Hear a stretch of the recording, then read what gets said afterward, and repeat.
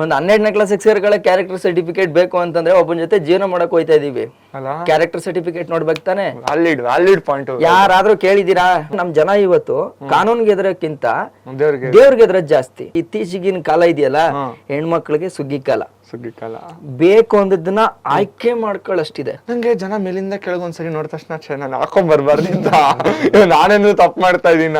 ನಿಮ್ಮ favourite hero ಅಂತ ತಕ್ಷಣ ತಲೆಗೆ ಬರೋದು ಯಾರು ಅನ್ನೋದಕ್ಕಿಂತ ಯಾರಲ್ಲ ಅನ್ನೋದು ಹೇಳ್ತೀನಿ. ವಿಮಲ್ಗೆ ಆಡ್ ಕೊಡೋರು ಹೀರೋಗಳಲ್ಲ. ಕಿತ್ತಾಡಿ ಬರುವ ಪರುಸೆಗೆ ಮಾದೇವ ನಿಮ್ಮ, ಇದೊಂದ್ಸಲ ಒಂದ್ ಚಾನ್ಸ್ ಕೊಡು, ಇಬ್ರು ಜೀವನ ಪೂರ್ತಿ ಹಿಂಗೆ ಕಳೆದ್ ಬಿಡೋಣ. ಡನ್.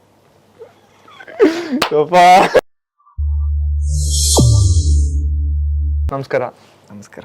ಅಲ್ಲ, ಆಫಿಷಿಯಲ್ ಆಗೆಲ್ಲ ನಂಗೆ ಈ ತರ ಎಲ್ಲ ಮಾತಾಡ್ಸಿಕೆ ಆಗಲ್ಲ. ಸೊ ಓಕೆ, ತುಂಬಾ ಸಿಂಪಲ್ ಆಗಿ ಇಡೋಣ ಈ ಶೋನ. ಸೊ ನಾನು ಏನು ಸ್ಕ್ರಿಪ್ಟೆಡ್ ಇಲ್ಲ. ಫಸ್ಟ್ ಆಫ್ ಆಲ್ ಇದ್ರಲ್ಲಿ ಏನು ತುಂಡು ಬರಲ್ಲ, ಅಂದ್ರೆ ಎಡಿಟ್ ಏನೂ ಆಗಲ್ಲ. ರಾ ಕಂಪ್ಲೀಟ್ ಆಗಿ ರಾ. ಸೊ ನಾನು ಒಂದೇ ರಿಕ್ವೆಸ್ಟ್ ಮಾಡೋದು, ನೀವ್ ಹೆಂಗೆ ನನ್ನ ಹತ್ರ ಇದ್ದೀರಾ, ಆಬ್ವಿಯಸ್ಲಿ ನೀವ್ ಎಲ್ಲಾ ಕಡೆ ಹಂಗೆ ಇರ್ತೀರಾ, ಬಟ್ ಆದಷ್ಟು ನಾನು ಕೇಳೋ ಪ್ರಶ್ನೆಗೆ ಡೈರೆಕ್ಟ್ ಆಗಿ ಉತ್ತರ ಕೊಡ್ಬೇಕು. ಸುತ್ತಿ ಬಳಸಿ ಕೊಡಂಗಿಲ್ಲ. ಕಾಂಟ್ರವರ್ಸಿ ಮಾಡ್ಬಿಡಿ.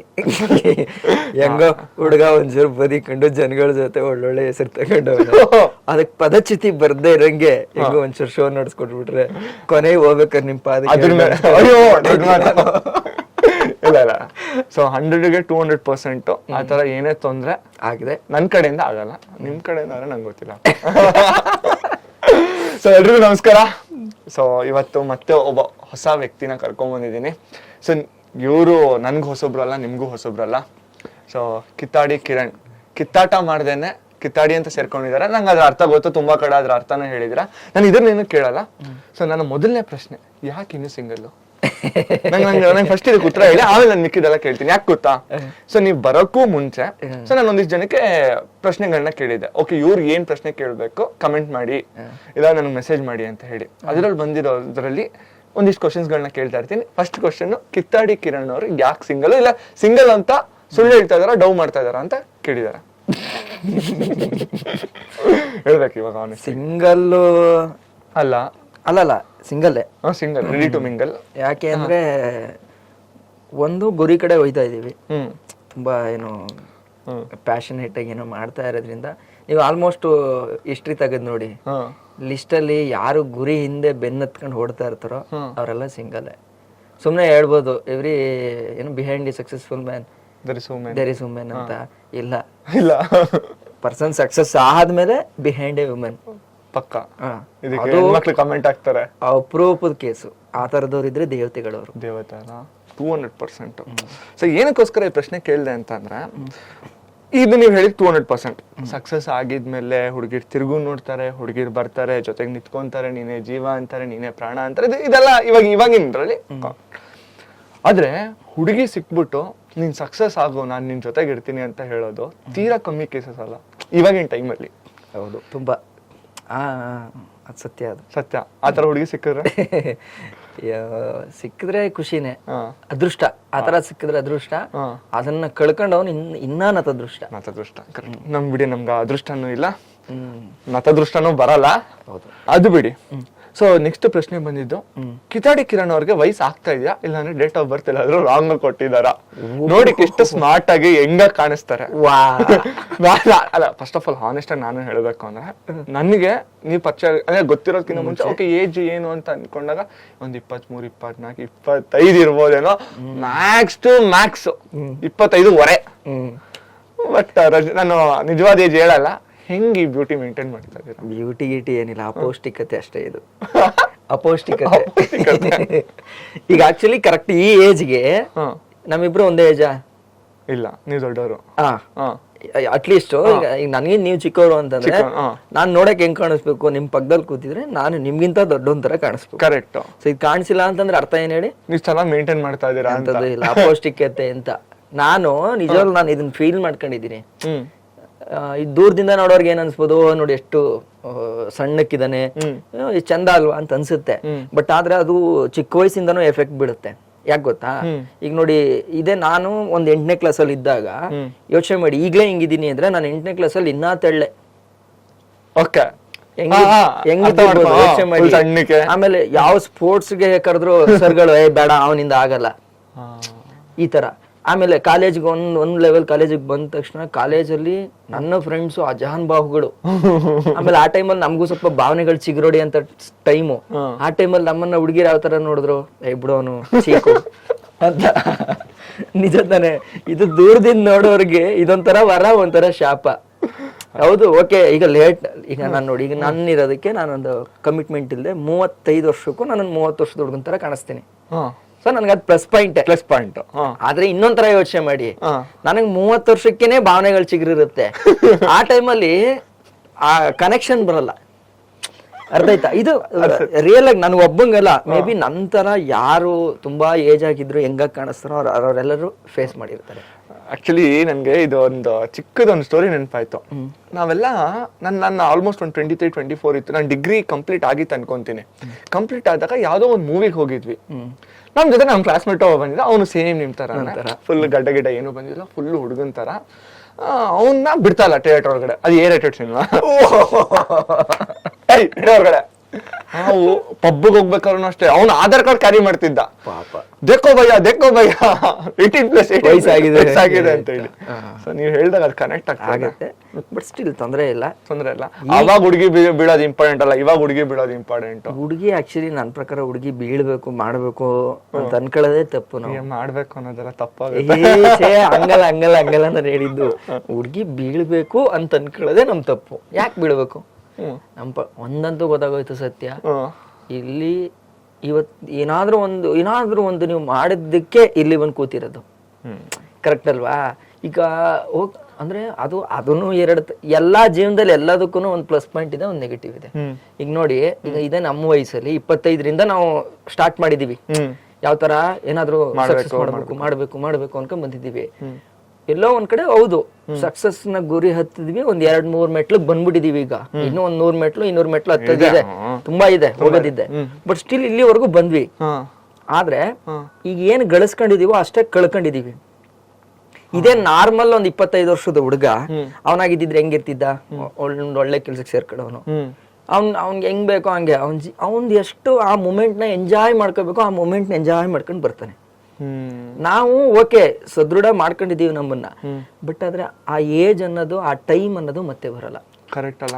ಈಗ ಮೇ ಬಿ ನಾವ್ ಇನ್ನೊಂದ್ 35 ವರ್ಷಕ್ಕೆ ಓಕೆ ನಾನು ಕೊಟ್ಟಿದ್ದೀಶ್ವರ ಆಯ್ತೀನಿ ಏನ್ ಕೇಳೋಣ, ಈಗಲೇ ಬೈಕ್ ಓಡ್ಸಕ್ ಆಯ್ತಾ ಇಲ್ಲ, ಅದು ಇದು ಸಂಕಟ ಅಂತೀವಿ. ಇನ್ನೊಂದ್ 5 ವರ್ಷ ಆದ್ರೆ ಶಕ್ತಿನೇ ಇರಲ್ಲ ನಮ್ಮ ಹತ್ರ. ಅವಾಗ ದುಡ್ಡು ಇಟ್ಕೊಂಡು ಏನ್ ಮಾಡೋಣ? ಏನ್ ಸೆಟ್ಲ್ ಆಗಿ ಏನ್ ಪ್ರಯೋಜನ? ವ್ಯಾಲಿಡ್ ಪಾಯಿಂಟ್ ಒಬ್ರು. ಆಕ್ಚುಲಿ ನೀವ್ ಹೇಳ್ಬೇಕಾದ್ರೆ ನನ್ಗೆ ಇದು ಎಷ್ಟು ಕನೆಕ್ಟ್ ಆಗ್ತಾ ಇದೆ ಅಂತಂದ್ರೆ, ನಾನು ಒಂದು ಇಂಟರ್ವ್ಯೂ ನೋಡ್ಬೇಕಾದ್ರೆ ರಮೇಶ್ ಅರವಿಂದ್ ಸರ್ ಒಂದು ಪ್ರೋಗ್ರಾಮ್ ಅಲ್ಲಿ ಹೇಳ್ತಾರೆ. ಸೊ ಅವ್ರಿಗೇನೋ ಒಂದು ಕಾಲ್ ಬಂದಿರುತ್ತಂತೆ, ಅವ್ರ ಫ್ರೆಂಡ್ಸ್ ಎಲ್ಲ ಮೂವಿಗೆಲ್ಲ ಹೋಗ್ಬೇಕು ಅಂತ ಅಂತಾರಂತೆ. ಅವ್ರು ಆ ಮೂವಿನ ಸ್ಯಾಕ್ರಿಫೈಸ್ ಮಾಡಿ ಆಡಿಷನ್ ಕೊಟ್ಟರು, ಅವ್ರಿಗೆ ಅಲ್ಲಿಂದ ಸೆಲೆಕ್ಟ್ ಆದ್ರು, ಅಲ್ಲಿಂದ ಸಿನಿಮಾ ಇಂಡಸ್ಟ್ರಿಗೆ ಬಂದ್ರು. ಸೊ ಇದು ಒಂದು ಟಿವಿ ಶೋನಲ್ಲಿ ಅವ್ರು ಹೇಳಿದ್ರು. ನಾನು ಈ ತರ ಇದನ್ನ ತಲೆನಲ್ಲಿ ಇಷ್ಟು ದಿನ ಸತ್ತೋಗ್ಲು ಹೇಳ್ತೀನಿ, ಇಲ್ಲಿವರೆಗೂ ನಾನು ಹಂಗೆ ಇಟ್ಕೊಂಡಿದ್ದು. ನನ್ನ ಫ್ರೆಂಡ್ಸ್ ಯಾರು ಕರೆದ್ರೆ ರಮೇಶ್ ಅರವಿಂದ್ ಸರ್ ಬರ್ತಾರೆ. ನಾನು ಇವತ್ತು ನನ್ನ ಫ್ರೆಂಡ್ಸ್ ನ ಬಿಟ್ಟು ನನ್ನ ಕೆಲಸ ಮಾಡಬೇಕು, ನಾಳೆ ನಾನು ಒಂದಿನ ಹೋಗ್ತೀನಿ. ಬಟ್ ಆಸ್ ಎಷ್ಟೋ ಜನ ಸಕ್ಸಸ್ಫುಲ್ ಪರ್ಸನ್ ಆಗಿರೋರು ಇಲ್ಲ ದುಡ್ಡಿರೋರ್ನ ಮಾತಾಡ್ಸ್ಬೇಕಾದ್ರೆ ಅವ್ರು ಹೇಳೋದಂದ್ರೆ ದುಡ್ಡು ಇಸ್ ನಾಟ್ ಇಂಪಾರ್ಟೆಂಟ್.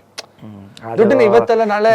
ಇನ್ನೊಂದು ಗೊತ್ತಾ ಇಬ್ರೋ, ಏನ್ ಗೊತ್ತಾ, ಅದು ಸಕ್ಸಸ್ಫುಲ್ ಆಗಿರೋರು ಈಗ ಏನ್ ಗೊತ್ತಾ, ಹೊಟ್ಟೆ ತುಂಬದವ್ನು ಹೇಳೋದೇ ಅದು, ಮನಿ ಇಸ್ ನಾಟ್ ಇಂಪಾರ್ಟೆಂಟ್. ಈಗ ನಿಮ್ಗೆ ಹಸುವಿರೋನಿಗೆ ತಾನೇ ಗೊತ್ತು ಹಸುವಿನ ಬೆಲೆ. ಕರೆಕ್ಟ್. ದುಡ್ಡಿರೋನು ಹೇಳ್ತಾನೆ ದುಡ್ಡು ಇಂಪಾರ್ಟೆಂಟ್ ಅಲ್ಲ ಅಂತ. ಮೇ ಬಿ ಇವತ್ತು ನಾವು ದುಡ್ಡಿಲ್ಲ ಅದಕ್ಕೋಸ್ಕರ ಒದ್ದಾಡ್ತಿದೀವಿ, ಅಥವಾ ಗಳಿಕೆ ಇಲ್ಲ ಒದ್ದಾಡ್ತಿದೀವಿ. ಒಂದ್ ಟೈಮಲ್ಲಿ ನಾವು ಫೇಮಸ್ ಆಗ್ಬೇಕು ಅಂತ ಏನೇನೋ ಮಾಡಿದ್ವಿ. ಒಂದೊಂದು ಪೀಕಲ್ಲಿ ಏನಾಗುತ್ತೆ, ಎಲ್ಲ ಒಂದ್ ಕಡೆ ಒಂದ್ ಪ್ರೈವೇಸಿ ಲೈಫ್ ಹೋಯ್ತು ಅಂತ ಫೀಲ್ ಆಗುತ್ತೆ.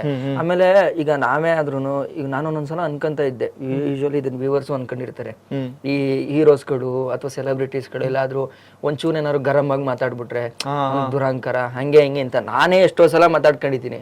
ಬಟ್ ಫ್ಯೂಚರ್ ಈಗ ಹೋಯ್ತಾ ಈಗ ನಮಗೆ ಎಕ್ಸ್ಪೀರಿಯನ್ಸ್ ಆಯ್ತಿರೋದು, ನಾವು ಸಣ್ಣ ಯಾವ್ದೋ ಒಂದು ಯೂಟ್ಯೂಬರ್ಸ್ ಸಣ್ಣದಾಗಿ, ಬಟ್ ಜನ ಅಷ್ಟೇ ಅಭಿಮಾನದಿಂದ ಬಂದು ಮಾತಾಡಿಸ್ತಾರೆ. ಖುಷಿ ಒಂದ್ ಕಡೆ ಆದ್ರೆ, ಇನ್ನೊಂದ್ ಕಡೆ ಎಲ್ಲಾ ಟೈಮಲ್ಲೂ ಒಬ್ಬ ಮನುಷ್ಯ ನಗಾಡ್ಕೊಂಡಿರಕ್ಕಾಗಲ್ಲ. ಅವನದೇ ಆದಂತ 1000 ಯೋಚನೆಗಳಿರುತ್ತೆ, ಅವನದೇ ಆದಂತ ಒಂದು ಇದಿರುತ್ತೆ. ನಾನು ಇದನ್ನ ಲಿಟ್ರಲಿ ಎಕ್ಸ್ಪೀರಿಯನ್ಸ್ ಮಾಡಿದ್ದೀನಿ.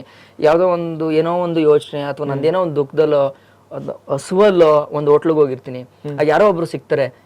ಆಗ ನಿಮ್ಗೆ ಮನ್ಸಲ್ಲಿ ಖುಷಿ ಇದ್ರ ತಾನೆ ಒಬ್ರು ಸಿಕ್ಕಿದಾಗ ಬ್ರೋ ನಮಸ್ಕಾರ ಅಂತಂದಾಗ ಖುಷಿ ಖುಷಿ ನಮಸ್ಕಾರ ಅನ್ಕೊಂಡು ನೀವು ಎಕ್ಸ್ಪ್ರೆಸ್ ಮಾಡ್ಕೊತೀರಾ. ನಿಮ್ ಮನ್ಸಲ್ಲೇ ನೋವು ತುಂಬಿದ್ದಾಗ ಯಾರೇ ಎಂತ ದೊಡ್ಡವರೇ ಬಂದು ಮಾತಾಡ್ಸಿದ್ರು ಹೌದಾ ಸರಿ ಸರಿ ಬ್ರೋ ಅಂತನ್ಬಿಟ್ಟು ಹಿಂಗ್ ಮಾತಾಡ್ಸ್ಕೊತೀವ. ಅವಾಗ ಏನ್ ಅನ್ಕೋತಾರೆ ಜನ, ಈ ಗಂಡಗ್ ನೋಡೋ ಅಹಂಕಾರ ಅಂತ ಅನ್ಕೋತಾರೆ. ಇದನ್ನ ನಾನು ಇವನ್ ಹೀರೋಸ್ಗಳಿಗೂ ನಾನು ಅನ್ಕೋತಾ ಇದ್ದೆ. ನಿಜ ಅಲ್ವಾ, ನಾನು ಎಷ್ಟು ಈಸಿಯಾಗಿ ಲೆಕ್ಕ ಹಾಕ್ಬಿಡ್ತಿದ್ದೆ ಅವ್ರನ್ನ. ಬರೀ ಟಿವಿಲಿ ನೋಡಿ, ಅದುವೇ ಟಿವಿಲಿ ಯಾರೋ ಇನ್ನೊಬ್ಬರ ಜೊತೆ ಮಾತಾಡೋದನ್ನ ನೋಡ್ಬಿಟ್ಟು ಇವಪ್ಪಂಗೆ ಅಹಂಕಾರ ಅನ್ಕತ್ತಿದ್ದವ್ರು. ನಮಗೆ ಇವತ್ತು ಅದು ಫೀಲ್ ಆಯ್ತಿದೆ. ಸೊ ನನ್ನ ಪ್ರಕಾರ ಈ ಸೋಷಿಯಲ್ ಮೀಡಿಯಾ ಕೀರ್ತಿ ಅನ್ನೋದು ಏನ್ ಬಂದಿದೆಯೋ ನಮಗೆ, ಅದನ್ನ ನಾನು ಕೀರ್ತಿ ಅಂತಾನು ಒಂದ್ ಕಡೆ ಕನ್ಸಿಡರ್ ಮಾಡ್ತೀನಿ, ಇನ್ನೊಂದ್ ಕಡೆ ಶನಿ ಅಂತಾನು. ಕೀರ್ತಿ ಶನಿ ನಿಜ ಒಪ್ಕೊಳೋ ಮಾತು. ಏನಕ್ಕೆ ಅಂತ ಅಂದ್ರೆ ಈಗ ನಾನು ಮೆಟ್ರೋ ಸ್ಟೇಷನ್ ಎಲ್ಲ ಹೋಗ್ತಾ ಇರ್ತೀನಿ. ಓಕೆ, ನಾನು ಈಗ ಇತ್ತೀಚೆಗೆ ಮಿನಿ ಬ್ಲಾಗ್ಸ್ ಅಂತ ಇನ್ಸ್ಟಾಗ್ರಾಮ್ ಮಾಡ್ತೀನಿ. ನನ್ಗೆ ಏನು ಅಂತ ಅಂದ್ರೆ ಈಗ ನಾನು ಮಾಡೋ ಅಂತ ಕೆಲ್ಸಕ್ಕೆ ಯಾರು ಏನ್ ಬೇಕಾದ್ರೂ ಹೇಳಿ ನಾನು ಒಪ್ಕೊಂತೀನಿ. ಈಗ ನೀವು ತಪ್ಪು ಮಾಡಿರ್ತೀರಾ, ಅದನ್ನ ಹೇಳಿದ್ರೆ ನನ್ಗೇನು ಪ್ರಾಬ್ಲಮ್ ಇಲ್ಲ. ನಾನು ಏನೋ ಮಾಡ್ದಿರೋದು ಯಾರಾದ್ರೂ ಹೇಳ್ಬಿಟ್ರೆ ನನ್ಗೆ ಅದೊಂದು ಸಹಿಸ್ಕೊಳಕ್ಕಾಗಲ್ಲ, ಡೈಜೆಸ್ಟ್ ಆಗಲ್ಲ. ನನ್ಗೆ ಹೆಂಗೆ ಅಂತ ಅನ್ಬೇಕಾದ್ರೆ ಈಗ ಮೆಟ್ರೋಲೆಲ್ಲ ಹೋಗ್ಬೇಕಾದ್ರೆ ಯಾರೋ ನೋಡ್ತಾ ಇರ್ತಾರೆ ಏನೋ, ಈಗ ನಾನು ವಿಡಿಯೋ ಮಾಡ್ತಾ ಇರ್ತೀನಿ, ಅವ್ರಿಗೇನಾದ್ರು ಅನ್ಕಂಫರ್ಟಬಲ್ ಫೀಲ್ ಆಗುತ್ತಾ, ಅವ್ರೇನಾದ್ರು ಅನ್ಕೊಂತಾರ ಇಲ್ಲ ಏನ್ ಇವ್ನು ಹಿಂಗೆ ವಿಡಿಯೋದಲ್ಲಿ ನೋಡಕ್ಕೆ ಹಂಗಿರ್ತಾನೆ, ಇಲ್ಲೇನ್ ಹಿಂಗೆ ಅನ್ಕೋತಾರೆ. ನಾನ್ ಹೆಂಗೆ ಅಂತಂದ್ರೆ ನನ್ಗೆ ಇಷ್ಟ ಆಯ್ತು ಅಂದ್ರೆ ರೋಡ್ ಸೈಡ್ ನಿಂತ್ಕೊಂಡು ಪಾನಿಪುರಿ ತಿನ್ನಕ್ಕೂ ನನ್ಗೇನು ಬೇಜಾರಿಲ್ಲ. ಯಾಕಂದ್ರೆ ನಾವು ಬಂದಿರೋದ ಹಂಗೆ. ನಾನು ಎಲ್ಲಾದ್ರೂ ಹೋದ್ರೆ ರೋಡ್ ಸೈಡ್ ಕುತ್ಕೊಂತೀನಿ, ನಂಗೆ ಅವೆಲ್ಲ ಫೀಲ್ ಇಲ್ಲ. ನಾನು ಯಾವ್ದೇ ಬ್ಲೇಸರ್ ಹಾಕೊಂಡ್ಲಿ ಅಂದ್ರೆ ಶಾರ್ಟ್ಸ್ ಎಲ್ಲ ಹಾಕೊಂಡ್ಲಿ, ಆಮೇಲೆ ಎಲ್ಲಾದ್ರೂ ನಾನು ಈಗ ಮನೆ ಹತ್ರ ಶಾಪಿಂಗ್ ಹೋಗ್ಬೇಕಾದ್ರೆ ನಾನು ಶಾರ್ಟ್ಸ್ ಅಲ್ಲೇ ಹೋಗೋದು. ನಂಗೆ ಜನ ಮೇಲಿಂದ ಕೆಳಗೊಂದ್ಸರಿ ನೋಡಿದ ತಕ್ಷಣ ನಾನು ಹಾಕೊಂಡ್ ಬರ್ಬಾರ್ದಿಂದ ನಾನೇನು ತಪ್ಪು ಮಾಡ್ತಾ ಇದೀನ, ನಂಗೆ ಈ ತರದ್ ಒಂದ್ ಸ್ಟಾರ್ಟ್ ಆಗ್ಬಿಡುತ್ತೆ. ಆಮೇಲೆ ನಂಗೆ ಅದೇ ಅನ್ಸೋದು. ಆಮೇಲೆ ಒಂದೊಂದ್ ಟೈಮ್ ನೋಡ್ತಾರೆ, ನಗಿತಾರೆ, ತಿನ್ಬೇಕಾದ್ರು ನೋಡ್ತಾನೆ ಇರ್ತಾರೆ, ನಾನ್ ತಿಂತಾರೋ ರೀತಿ ಸರಿ ಇಲ್ವಾ, ಈ ತರ ಎಲ್ಲ ಅನ್ಸಕ್ ಸ್ಟಾರ್ಟ್ ಆಗತ್ತೆ. ನಮ್ಗೆ ಎಕ್ಸಾಂಪಲ್ ಮದ್ವೆ ಮನೇಲಿ ಕ್ಯಾಮ್ರಾ ಬಂದ್ರೆ ಒಂಥರ ನಿಧಾನ ಮಾಡ್ತೀವಿ ಗೊತ್ತಾ, ಅದೇ ಫೀಲೇ ನಾವೆಲ್ಲಾರು ಹೋಟ್ಲ್ ಗಿಟ್ಲಲ್ಲಿ ತಿನ್ಬೇಕಾದ್ರೆ ಯಾರು ಹಿಂಗ್ ನೋಡ್ತಾರೆ. ಕೆಲವೊಬ್ರು ಬಂದ್ಬಿಟ್ಟು ಖುಷಿಯಾಗಿ ದಿಲ್ ಖುಷಿಯಾಗಿ ಏನೋ ಇಲ್ದೆ, ಗುರು ನೀನ್ ಕಿರಣ್ ಅಲ್ವಾ, ತುಂಬಾ ಚೆನ್ನಾಗ್ ಮಾಡ್ತೀಯ, ಒಂದ್ ಶಾಟು ಬರ್ತಾರ ಮಾತಾಡ್ಸೋರ ಒಯ್ತಾ ಇರ್ತಾರೆ ಅಷ್ಟೇ. ಒಬ್ಬೊಬ್ರು ಏನ್ ಗೊತ್ತಾ, ಅವರು ತುಂಬಾ ಮೇ ಬಿ ಅದೊಂದು ಹೆದರಿಕೆ ಇರ್ಬೋದು, ಅದನ್ನ ನಾನು ತಪ್ಪು ಅಂತ ಹೇಳಲ್ಲ. ಮೇ ಬಿ ಏನ್ ಅನ್ಸುತ್ತೆ, ಕರೆಕ್ಟ್ ಆಗಿ ರೆಸ್ಪಾಂಡ್ ಮಾಡದೆ ಹೋದ್ರೆ ಅವನು ನನ್ಗೆ ಅಜೀಬ್ ಆಗುತ್ತೆ ಪಬ್ಲಿಕ್ ಅಲ್ಲಿ ಅನ್ನೋದು ಒಂದ್ ತಲೆಯಲ್ಲಿ ಇರುತ್ತೆ. ಇನ್ನೊಂದು ಕೆಲವೊಬ್ರದ್ದು ಆಟಿಟ್ಯೂಡ್ ಏನಿರುತ್ತೆ ಅಂತಂದ್ರೆ ಅವ್ನೇನ್ ಮಾತಾಡ್ಸೋದು ಅನ್ನೋದು ಇರುತ್ತೆ. ಎಸ್ ಕರೆಕ್ಟ್, ತಪ್ಪೇನಿಲ್ಲ ಅವ್ರದ್ದು, ಯಾಕಂದ್ರೆ ನಾವೇನು ಅಲ್ವಲ್ಲ, ನಾವೇನ್ ದೊಡ್ಡ ಏನು ಇಲ್ಲ, ಅವ್ರು ಇದು ಕರೆಕ್ಟ್.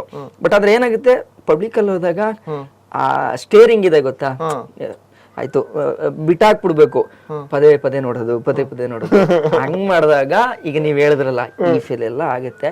ಬಟ್ ಏನು ಮಾಡಕ್ಕಾಗಲ್ಲ, ಸೋಷಿಯಲ್ ಮೀಡಿಯಾಗ್ ಬಂದ್ಮೇಲೆ ಎರಡನ್ನೂ ಅಕ್ಸೆಪ್ಟ್ ಮಾಡ್ಬೇಕು, ಇದು ನಮ್ ಜವಾಬ್ದಾರಿ. ಓಕೆ, ಇವಾಗ ನಾನು ಒಂದ್ ಪ್ರಶ್ನೆ ಕೇಳ್ತೀನಿ, ಅದ್ ಆಗಿದ್ಮೇಲೆ ಬೇರೆ ಕಾನ್ವರ್ಸೇಷನ್ ಹೋಗೋಣ. ಸೊ ಇದನ್ನು ಹುಡುಗಿ ರಿಲೇಟೆಡ್ ಅಂತ ಅನ್ಕೊಂಬಿಡಿ. ನಾನು ಏನೋ ಒಂದ್ ಮಾಡ್ಬೇಕು ಇಲ್ಲ, ಆಕ್ಚುಲಿ ನನ್ಗೆ ಈ ಪ್ರಶ್ನೆಗೆ ನಿಮ್ಮಿಂದನೇ ಉತ್ತರ ಬೇಕು. ಈಗ ನಿಮ್ಮ ಮನೇಲೂ ಹುಡುಗಿ ನೋಡ್ತಾ ಇರ್ತಾರೆ, ಈಗ ನಮ್ಮ ಮನೇಲೂ ನೋಡ್ತಾ ಇದಾರೆ. ನಾವು ಹುಡುಗಿನ ಇತ್ತೀಚೆಗೆ ಏನಾದ್ರು ಹುಡುಗಿ ಪ್ರಪೋಸಲ್ಸ್ ಯಾವ್ದಾರ ಬಂತು ಅಂತ ಅಂದ್ರೆ, ಹುಡುಗ ಚೆನ್ನಾಗಿದ್ದಾನ, ಒಳ್ಳೋನ, ಕುಡಿತಾನ, ಸೇತಾನ, ಹುಡುಗಿರ್ ಶೋಕಿ ಇದೆಯಾ, ಇನ್ನೊಂದ್ ಶೋಕಿ ಇದೆಯಾ, ಅದು ಯಾವ್ದು ಕೇಳಲ್ಲ. ಎಷ್ಟ್ ಸಂಬಳ, ಮನೆ ಕಡೆ ಎಷ್ಟು ಆಸ್ತಿ ಇದೆ, ಏನಾದ್ರು ಮಾಡಿ ಇಟ್ಟಿದಾನ, ಇವನ್ ಕೇಳ್ತಾರೆ. ನಿಮಗ್ ನಾನ್ ಕೇಳ್ತಾ ಇರೋದು, ನಾವ್ ಇವೆಲ್ಲ ಮಾಡ್ಕೊಂಡೇ ಮದ್ವೆ ಆಗ್ಬೇಕಲ್ಲ, ಇಲ್ಲ ಮದ್ವೆ ಆಗಿ ಇದನ್ನೆಲ್ಲ ಮಾಡ್ಬೋದಾ? ನನ್ನ ಪ್ರಕಾರ ಇದು ನಮ್ ತಪ್ಪು ಅಲ್ಲ, ನಮ್ಮ ಅಪ್ಪ ಅಮ್ಮನ್ ತಪ್ಪು ಅಲ್ಲ, ಅಥವಾ ಹುಡುಗಿಯವ್ರ ಅಪ್ಪ ಅಮ್ಮನ್ ತಪ್ಪು ಅಲ್ಲ, ಈಗಿರೋ ಜನರೇಷನ್ ತಪ್ಪು.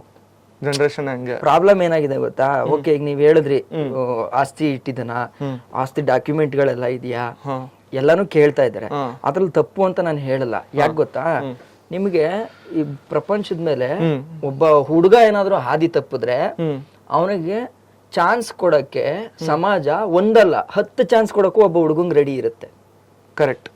ಅದೇ ಒಂದು ಹುಡುಗಿ ಜೀವನ ಏನಾದ್ರೂ ಮದ್ವೆ ಆದ್ಮೇಲೆ ನೋಡಿ, ಹುಡುಗಿ ಜೀವನ ಏನ್ ಗೊತ್ತಾ, ಮದ್ವೆಗಿಂತ ಬಿಫೋರ್ ಒಂದು, ಮದ್ವೆ ಆದ್ಮೇಲೆ ಒಂದು. ನಾನೆಲ್ಲೋ ಒಂದು ಬುಕ್ ಅಲ್ಲಿ ಓದಿದ್ದೆ, ಹುಡುಗಿ ಮದ್ವೆಗಿಂತ ಬಿಫೋರ್ ಅವಳು ಏನೇ ಪಾಪ ಮಾಡಿದ್ರು ಒಂದ್ಸಲ ಯಾವ್ದಾದ್ರು ಒಂದು ಹೊಸ ಜೀವಕ್ಕೆ ಜನ್ಮ ಕೊಡ್ತಾಳಲ್ಲ, ಅದು ಜನ್ಮ ತಾಳಿ ಅಮ್ಮ ಅಂತ ಕರೆಯುತ್ತಲ್ಲ, ಕರೆದ ತಕ್ಷಣ ಆ ಹುಡುಗಿಗೆ ಮಾಡಿರೋ ಪಾಪ ಎಲ್ಲ ವ್ಯಾನಿಶ್ ಅಂತೆ. ಅರ್ಥ ಆಯ್ತಾ ನಿಮ್ಗೆ? ನೋಡಿ, ಆಲ್ಮೋಸ್ಟ್ ಅದಕ್ಕೆ ಹುಡುಗಿರು ಚಿಕ್ಕ ವಯಸ್ಸಿಂದಾನು ಅವ್ರದೊಂಥರ ಪುಣ್ಯ ಜನ್ಮ, ನನಗ್ ಗೊತ್ತಿರೋ ಹಿಂಗೆ. ಯಾಕೆ ಗೊತ್ತಾ, ಅವ್ರಿಗೆ ಹುಡಿಕೊಂಡ್ ಬರುತ್ತೆ ಪ್ರತಿಯೊಂದು. ನೋಡಿ ಎಕ್ಸಾಂಪಲ್ ಕೊಡ್ತೀನಿ, ಚಿಕ್ಕ ವಯಸ್ಸಲ್ಲಿ ಹೆಣ್ಮಗು ಹುಟ್ಟುತ್ತೆ, ಹುಟ್ಟಿದ ತಕ್ಷಣ ಕಿವಿ ಬೆಳಿತಾ ಇದ್ದಂಗೆ ಕಾಲ್ ಚೈನು, ಒಂದ್ ಏಜಿಗೆ ಬರ್ತಿದ್ದಂಗೆ ಫಂಕ್ಷನ್, ನಮ್ಮ ಹುಡುಗಿ ದೊಡ್ಡವಳಾಗಿದ್ದಾಳೆ ಅಂತ ಒಂದು ಫಂಕ್ಷನ್, ಅದಾದ್ಮೇಲೆ ಅವಳಿಗೆ ಚಾಯ್ಸೇ ಸಿಗ್ತಾ ಹೋಗುತ್ತೆ. ಒಂದ್ ಏಜ್ ಬರ್ತಿದ್ದಂಗೆ ಅವಳಿಗೆ ನಕಾರ ಪ್ರಪೋಸಲ್ ಬರುತ್ತೆ, ಅವಳು ಯಾವ್ದು ಬೇಕೋ ಅದನ್ನ ಚೂಸ್ ಮಾಡ್ಕೊಬಹುದು. ನಮ್ ತರ ಹುಡಿಕೊಂಡು ಹೋಗೋ ಅವಶ್ಯಕತೆ ಇಲ್ಲ, ಚೂಸ್ ಮಾಡ್ಕೊಬಹುದು. ಆಫ್ಟರ್ ದಟ್ ಆ ಲೈಫು, ಕಾಲೇಜ್ ಲೈಫು ಅದು ಒಂದ್ ಮುಗಿದ್ಮೇಲೆ ಮದ್ವೆಗೂ ಅಷ್ಟೇ. ಇತ್ತೀಚಿಗಿನ ಕಾಲ ಇದೆಯಲ್ಲ, ಹೆಣ್ಮಕ್ಳಿಗೆ ಸುಗ್ಗಿ ಕಾಲ ಬೇಕು ಅಂದದನ್ನ ಆಯ್ಕೆ ಮಾಡ್ಕೊಳ್ಳಷ್ಟಿದೆ. ಆಮೇಲೆ ಮದ್ವೆ ಆದ್ಮೇಲೆ ಗಂಡನ ಮನೇಲಿ ಆರಾಮಾಗಿರ್ತಾಳೆ. ಆರಾಮು ಅಂತಾನೆ ಹೇಳಲ್ಲ, ಅದು ಒಂಥರ ಕಷ್ಟ ಇದೆ. ಬಟ್ ಅದ್ರ ಹೊರಗನ್ ಜೀವನದಲ್ಲಿ ನೀನು ಹುಡುಗ ಹೋಗಿ ಕಂಪಲ್ಸರಿ ನೀನ್ ಏನೋ ಒಂದ್ ಮಾಡ್ಲೇಬೇಕು ಅನ್ನೋ ಒಂದು ಒತ್ತನ್ನ ಯಾರು ಹೆಣ್ಮಕ್ಳಿಗೆ ಕೊಡಲ್ಲ. ಸೊ ಅದಾದ್ಮೇಲೆ ಅಮ್ಮ ಆಯ್ತಾಳೆ, ಅಮ್ಮ ಆದ್ಮೇಲೆ ಮಕ್ಕಳನ್ನ ನೋಡ್ಕೊಂತಾಳೆ. ಬಟ್ ದೇವತೆನೆ, ಬಟ್ ಸ್ಟಿಲ್ ಆದ್ರೆ ಸ್ವಲ್ಪ ರಿಸ್ಕ್ ಕಡಿಮೆ ಅಂತ ನಾನು ಅನ್ಕೊಂತೀನಿ ಈಗಿನ ಇದ್ರಲ್ಲಿ. ಕಾಂಟ್ರವರ್ಸಿ ಆಗುತ್ತೆ, ತಪ್ಪೇನಿಲ್ಲ ಹೇಳ್ತಾರೆ. ನೀವ್ ಹೇಳ್ದಷ್ಟೆಲ್ಲ ಸುಲಭವಾಗಿ ನಮ್ ಲೈಫ್ ಇದ್ದಿದ್ರೆ ನಾವ್ ಹೆಂಗೋ ಇರ್ತಾ ಇದ್ವಿ. ಅವ್ರದ್ದು ವೇ ಏನ್ ಗೊತ್ತಾ, ನಿಮ್ ತರ ಸುತ್ತಾಡಕ್ಕಾಗಲ್ಲ, ಕರೆಕ್ಟ್, ಫ್ರೀ ಆಗಿರಕ್ಕಾಗಲ್ಲ, ಮನೇಲಿ ಫ್ರೀಡಮ್ ಕೊಡಲ್ಲ. ಅದು ಇದೆ, ರಿಸ್ಕ್ ಅಂಡ್ ರಿವಾರ್ಡ್ಸ್ ಇದೆ. ಬಟ್ ಆದ್ರೆ ಇವತ್ತಿನ ಪ್ರಪಂಚದಲ್ಲಿ ಗಂಡು ಮಕ್ಳಿಗೆ ಈಗ ನಿಮ್ ತಲೆಯಲ್ಲಿ ಎಷ್ಟು ಸಾವಿರ ಯೋಚನೆ ಇದೆ. ಇಲ್ಲಿ ಕೂತ್ಕೊಂಡಿದ್ರೆ ನಿಜ ತಲೆ ಓಡ್ತಾ ಇದೆ, ನನ್ ತಲೆನಲ್ಲಿ ಏನೇನ್ ಓಡ್ತಿದೆ. ಆದ್ರೆ ಒಂದು ಹುಡುಗಿ ತಲೆಯಲ್ಲಿ ಇಷ್ಟೆಲ್ಲ ಓಡಾಡಲ್ಲ. ಸೊ ನೀವು ಇನ್ನೊಂದು ಕ್ವಶನ್, ಮೇನ್ ಕ್ವಶನ್ ಅದಲ್ವಾ ನೀವು ಕೇಳಿದ್ದು, ಪತ್ರ ಕೇಳ್ತಾರೆ ಅದು ಕೇಳ್ತಾರೆ ಅಂತ. ಸೊ ಹಿಂಗೆ ಹುಡುಗಿ ಏನಾದ್ರೂ ಅವಳ ಜೀವನ ಹಾಳಾಯ್ತು ಅಂತಂದ್ರೆ ತುಂಬಾ ಕಷ್ಟ ಇದೆ. ಅಂದ್ರೆ 2ನೇ ಚಾನ್ಸ್ 3ನೇ ಚಾನ್ಸ್ ಕೊಡಲ್ಲ. ಹಂಗಾಗಿ ಆವಾಗಿಂದ ಆ ಜನರೇಷನ್ ಯಾವ್ದು ತುಂಬಾ ಹಳೆ ಜನರೇಷನ್ ಇಂದನೂ ಕೇಳ್ಕೊಂಡ್ ಬಂದಿದ್ದು, ಹುಡುಗನ್ ಮನೇಲಿ ಚೆನ್ನಾಗಿದಾರ, ಒಳ್ಳೆ ಮನೆ ತಂದವರಾಗಿದಾರ, ಹುಡುಗ ಒಳ್ಳೆಯವನಾಗಿದ್ದಾನ, ಈ ತರದ್ದು ಟಾಪಿಕ್ ಗಳು ಬರ್ತಾ ಇತ್ತು. ಅದು ಕಾಲಕ್ರಮೇಣ ಶೋಕಿಗೆ ತಿರ್ಗಿ ಏನಾಗ್ತು ಅಂತಂದ್ರೆ, ಹುಡುಗ ಸಿಟಿಲಿ ಕೆಲಸ ಮಾಡ್ಬೇಕು, ಹಳ್ಳಿಲಿ ಜಮೀನ್ ಇರ್ಬೇಕು, ಹಳ್ಳಿಲಿ ಫಾರ್ಮ್ ಹೌಸ್ ವಿತ್ ಜಮೀನ್ ಇರ್ಬೇಕು. ಬರೀ ಜಮೀನ್ ಇದ್ರೆ ಆಗಲ್ಲ. ಅಲ್ಲೋಗಿ ಏನ್ ಕೆಳಕ್ ಬಿಡ್ತಾರ? ಇಲ್ಲ, ಅಲ್ಲಿ ಹೋಗಿ ಆರಾಮಾಗಿ ವೀಕೆಂಡ್ ಅಲ್ಲಿ ಚಿಲ್ ಮಾಡಕ್ಕೆ ಬರ್ತಾರೆ. ಕರೆಕ್ಟಾ? ಅದ್ರ ಜೊತೆಗೆ ಅವ್ನಿಗೆ ವಯಸ್ಸು ಜಾಸ್ತಿ ಆಗಿರ್ಬಾರ್ದು, 30 ಒಳಗಡೆ ಇರ್ಬೇಕು. ಆ 30 ಒಳಗಡೆ ಮೈಸೂರಲ್ಲಿ 2 ಮನೆ ಮಾಡಿರ್ಬೇಕು, ಬೆಂಗಳೂರಲ್ಲಿ 2 ಮನೆ ಮಾಡಿರ್ಬೇಕು, ಅದ್ರದ್ದು ಬಾಡಿಗೆ ಬರ್ಬೇಕು. ನೋಡಿ, ಹಳ್ಳಿಲಿ ಇರ್ಬಾರ್ದು, ಆದ್ರೆ ಹಳ್ಳಿ ಜಮೀನ್ ಇರ್ಬೇಕು. ಸಿಟಿಲಿ ಒಳ್ಳೆ ಕೆಲ್ಸನೂ ಮಾಡ್ಬೇಕು, ಆದ್ರೆ 2 ಮನೆ ಬಾಡಿಗೆಗೂ ಇರ್ಬೇಕು, ಬಾಡಿಗೆ ದುಡ್ಡು ಬರ್ಬೇಕು. ಒಬ್ಬ 30 ವರ್ಷದೊಳಗಡೆ ಒಬ್ಬ ಹುಡುಗ, ನಾರ್ಮಲ್ ಹುಡುಗ ಇವೆಲ್ಲ ಮಾಡು ಅಂತಂದ್ರೆ ಎಲ್ ಮಾಡಕ್ಕಾಯ್ತದೆ? ತಲೆ ಕೆಳಗ ಕಾಲ್ ಮೇಲೆ ಆಗಲ್ಲ. ಇಲ್ಲ, ಎಲ್ಲಾರು ಹೋಗಿ ಕೊಳ್ಳೆ ಹೊಡಿಬೇಕು, ಇಲ್ಲಾದ್ರು ಬ್ಯಾಂಕ್ ಬೇಗನ ATM ಕದಿಬೇಕು, ಇಷ್ಟ ಆಗುತ್ತೆ. ಓಕೆ, ಆಯ್ತು. ಅಪ್ಪ ಅಮ್ಮನಾದ್ರು ಕೇಳ್ತಾರೆ, ಓಕೆ ಕರೆಕ್ಟ್. ಈಗ ಆಸ್ತಿ ಪತ್ರ ಇದೆಲ್ಲ ಹೆಂಗ್ ಕೇಳ್ತಿರೋ ಹಂಗೆ ಹುಡುಗಂದು ಗುಣಲಕ್ಷಣ ಏನಿದೆ, ಒಳ್ಳೆಯವನ ಕೆಟ್ಟವನ. ನನ್ನ ಪ್ರಕಾರ ಆಸ್ತಿ ಪತ್ರ ಕೇಳೋದಕ್ಕಿಂತ ಅವನ ಆರೋಗ್ಯದ ಪತ್ರ ಕೇಳಿ. ಇದು ಅವನಿಗೆ ಟೆಸ್ಟ್ ಮಾಡಿಸಿ, ಅವ್ನಿಗೆ ಏಡ್ಸ್ ಇದೆಯಾ, ಇಲ್ಲ ಅವ್ನಿಗೆ ಏನಾದ್ರು ರೋಗ ಇದೆಯಾ, ಕ್ಯಾನ್ಸರ್ ಇದೆಯಾ. ನೋಡಪ್ಪ, ನಮ್ ಹುಡುಗಿ ನೀನ್ ಮದ್ವೆ ಆಗ್ಬೇಕು ಅಂತಂದ್ರೆ ಫಸ್ಟ್ ನೀನು ನಿಂದು ಮೆಡಿಕಲ್ ರಿಪೋರ್ಟ್ ನ ಫುಲ್ ಚೆಕ್ಅಪ್ ಮಾಡಿಸಿ ತಂದು ಕೊಡು. ಆಕ್ಚುಲಿ ಕರೆಕ್ಟ್ ಬ್ರೋ, ಹುಡುಗನೆಲ್ಲ ಹುಡುಗಿಗೂ ಮಾಡಿಸ್ಬೇಕು. ಇದಿಬ್ಬರಿಗೂ ಮಾಡಿದ್ರೆ ಒಳ್ಳೇದು. ಯಾಕೆ ಗೊತ್ತಾ, ನಿಮಗೆ ಈಗ ಮದ್ವೆ ಅನ್ನೋದಿದೆ ಗೊತ್ತಾ, ಅದೊಂದು ಅಗ್ರಿಮೆಂಟ್. ಕರೆಕ್ಟ್, ಅಗ್ರಿಮೆಂಟ್ ಅಲ್ವಾ? ಏನು ಅಂತಂದ್ರೆ ನಾನು ನೀನು ಜೊತೆಲಿ ಇರೋಣ ಅಂತ. ಸೊ ಆ ಜೊತೆಗೆ ಇರ್ಬೇಕು ಅಂತಂದ್ರೆ ಏನ್ ಮೇನ್ ಆಗಿ ಬೇಕಾಗಿರೋದೇನು? ಆರೋಗ್ಯನೇ ಇಲ್ಲದೆ ಆದ್ಮೇಲೆ. ಸೊ ನನ್ ಪ್ರಕಾರ ಆಸ್ತಿ ಜಮೀನು ಪತ್ರ ಇವೆಲ್ಲ ಏನ್ ಕೇಳ್ತಿರೋ ಅದ್ರ ಜೊತೆಗೆ ಆರೋಗ್ಯದ ಪತ್ರ ಕೇಳಿ, ಆಮೇಲೆ ಕ್ಯಾರೆಕ್ಟರ್ ಸರ್ಟಿಫಿಕೇಟ್. ನಮ್ಗೆ 10th ಇಂದ PUC ಹೋಗಕ್ಕೆ ಕ್ಯಾರೆಕ್ಟರ್ ಸರ್ಟಿಫಿಕೇಟ್ ಬರ್ಸ್ಕೊತಾ ಇದ್ರು. ಒಂದ್ 12ನೇ ಕ್ಲಾಸ್ ಸೇರ್ಗಳ ಕ್ಯಾರೆಕ್ಟರ್ ಸರ್ಟಿಫಿಕೇಟ್ ಬೇಕು ಅಂತಂದ್ರೆ ಒಬ್ಬನ ಜೊತೆ ಜೀವನ ಮಾಡಕ್ ಹೋಯ್ತಾ ಇದೀವಿ. ಕ್ಯಾರೆಕ್ಟರ್ ಸರ್ಟಿಫಿಕೇಟ್ ನೋಡ್ಬೇಕು ತಾನೆ. Valid point. ಯಾರಾದ್ರೂ ಕೇಳಿದೀರಾ?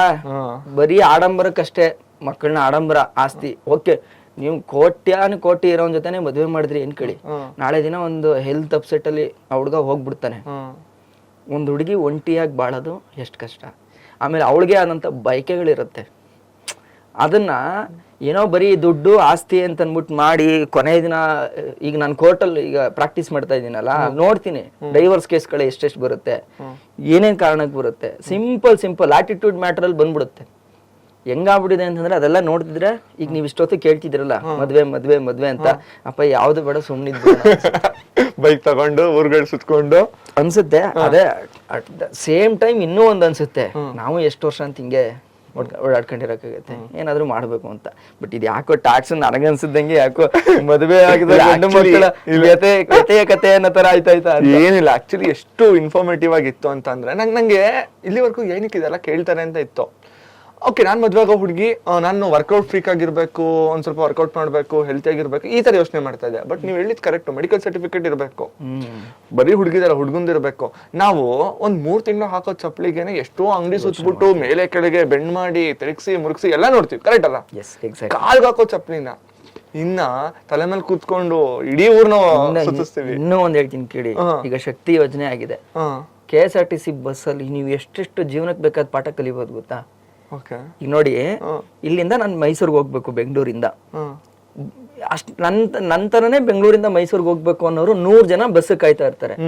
ಇಲ್ಲಿಂದ 4 ಅವರ್ದೊಂದು ಜರ್ನಿಗೆ ಜನ ಎಷ್ಟು ಕಷ್ಟಪಟ್ಟು ಸೀಟ್ ಹಿಡಿದು ಕೂರ್ತಾರೆ. ಕರೆಕ್ಟ್. ಯೋಚನೆ ಮಾಡಿ, 4 ಅವರ್ ಒಂದು ಜರ್ನಿ ಮಾಡಕ್ಕೆ ನಾನು ಅಷ್ಟ ಕಷ್ಟ ಪಡ್ತೀನಿ ಅಂದ್ರೆ, ಇದು ಇವನ್ ಮದುವೆ ವಿಚಾರ ಆಗಿರ್ಬೋದು ಅಥವಾ ಜೀವನದ ವಿಚಾರನೇ ಆಗಿರ್ಬೋದು. ನಾನು ಅಷ್ಟು ವರ್ಷದ ಲಾಂಗ್ ಜರ್ನಿ ಮಾಡ್ತೀನಿ ಅಂತಂದ್ರೆ ನಾನು ಎಷ್ಟು ಸ್ಟ್ರಗಲ್ ಮಾಡಬೇಕು ಲೈಫಲ್ಲಿ. KSRTC ಬಸ್ಸಲ್ಲಿ ನೀವು ಒಂದೊಂದನ್ನು ತಗೊಂಡ್ರೆ ಎಷ್ಟು ಜೀವನದ ಪಾಠ ಇದೆ ಗೊತ್ತಾ? ಸಿಂಪಲ್, ಟಿಕೆಟ್ ತಗೊಂಡು 4 ಅವರ್ ಜರ್ನಿ ಮಾಡಿದ್ರು ಅಷ್ಟು ಯೋಚನೆ ಮಾಡ್ತೀವಿ ಅಂದ್ರೆ ಇದು ಜೀವನದ KSRTC ಜೀವನ ನಡೀತಾ ಇದೆ ಅಂತಂದ್ರೆ ನಾನು ಅಲ್ಲಿ ಎಷ್ಟು ಹುಷಾರಾಗಿರ್ಬೇಕು ಅಂತ. ಕರೆಕ್ಟ್. ಸೊ ಯಾರು ಕೂಡ ಅವಸರದಲ್ಲಿ ಪೇರ್ನ ಹುಡ್ಕೊಂಬೇಡಿ, ಸ್ವಲ್ಪ ತಾಳ್ಮೆಯಿಂದ. ದುಡ್ಡು ಒಂದೇ ಅಲ್ಲ, ದುಡ್ಡು ಇವತ್ತಲ್ಲ ನಾಳೆ ಯಾರು ಬೇಕಾದ್ರೂ ದುಡಿಬಹುದು, ನಾವು ದುಡಿತೀವಲ್ಲ. ಬಟ್ ಅದ್ರ ಒಂದು ಏಜ್ ಆದ್ಮೇಲೆ ನಿಮ್ಗೆ ಅನ್ಸೋದು ಇಲ್ಲ ದುಡ್ಡೇ ಅಲ್ಟಿಮೇಟ್ ಅಂತ. ಹೌದು, ಆದ್ರೆ ನ್ಯಾಯ ರೀತಿಯಲ್ಲಿ ಮಾಡ್ಬೇಕು. ನ್ಯಾಯ ರೀತಿಯಲ್ಲಿ ಮಾಡ್ಬೇಕು. ಅಲ್ಲ, ನಾವುಗಳು ದುಡಿತೀವಲ್ಲ, ಎಂತೆಂತವ್ರ ಬದುಕಲ್ವಾ ಅಷ್ಟೇ. ಅದೇ ನಿಯತ್ತ ದಾರಿ ಹಿಡ್ದಿದೀವಿ. ಸ್ವಲ್ಪ ಲೇಟ್ ಆಗುತ್ತಾ, ಬಟ್ ಆಗತ್ತೆ. ಓಕೆ, ದುಡ್ಡಿನ ವಿಷಯಕ್ಕೆ ಬಂದಾಗ ಇದೊಂದು ಪ್ರಶ್ನೆ ಕೇಳಲೇಬೇಕು.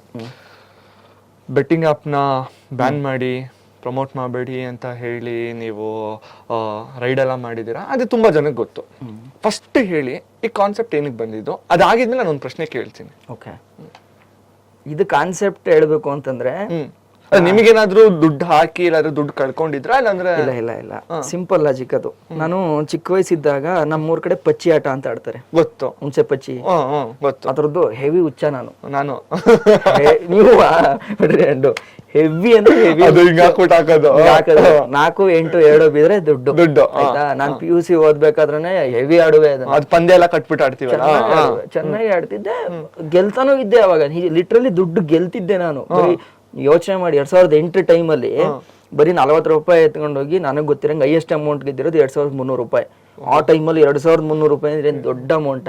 ಆದ್ರೆ ಆ ಅಮೌಂಟ್ ಹಿಂಗ್ ಎತ್ಕೊಂಡ್ ಬಂದು ಹಾಸ್ಟೆಲ್ಗೆ ಬಂದು 2 ದಿನ 3 ದಿನಕ್ಕೆ ಪಟ್ ಅಂತ ಖಾಲಿ ಆಗ್ಬಿಡೋದು.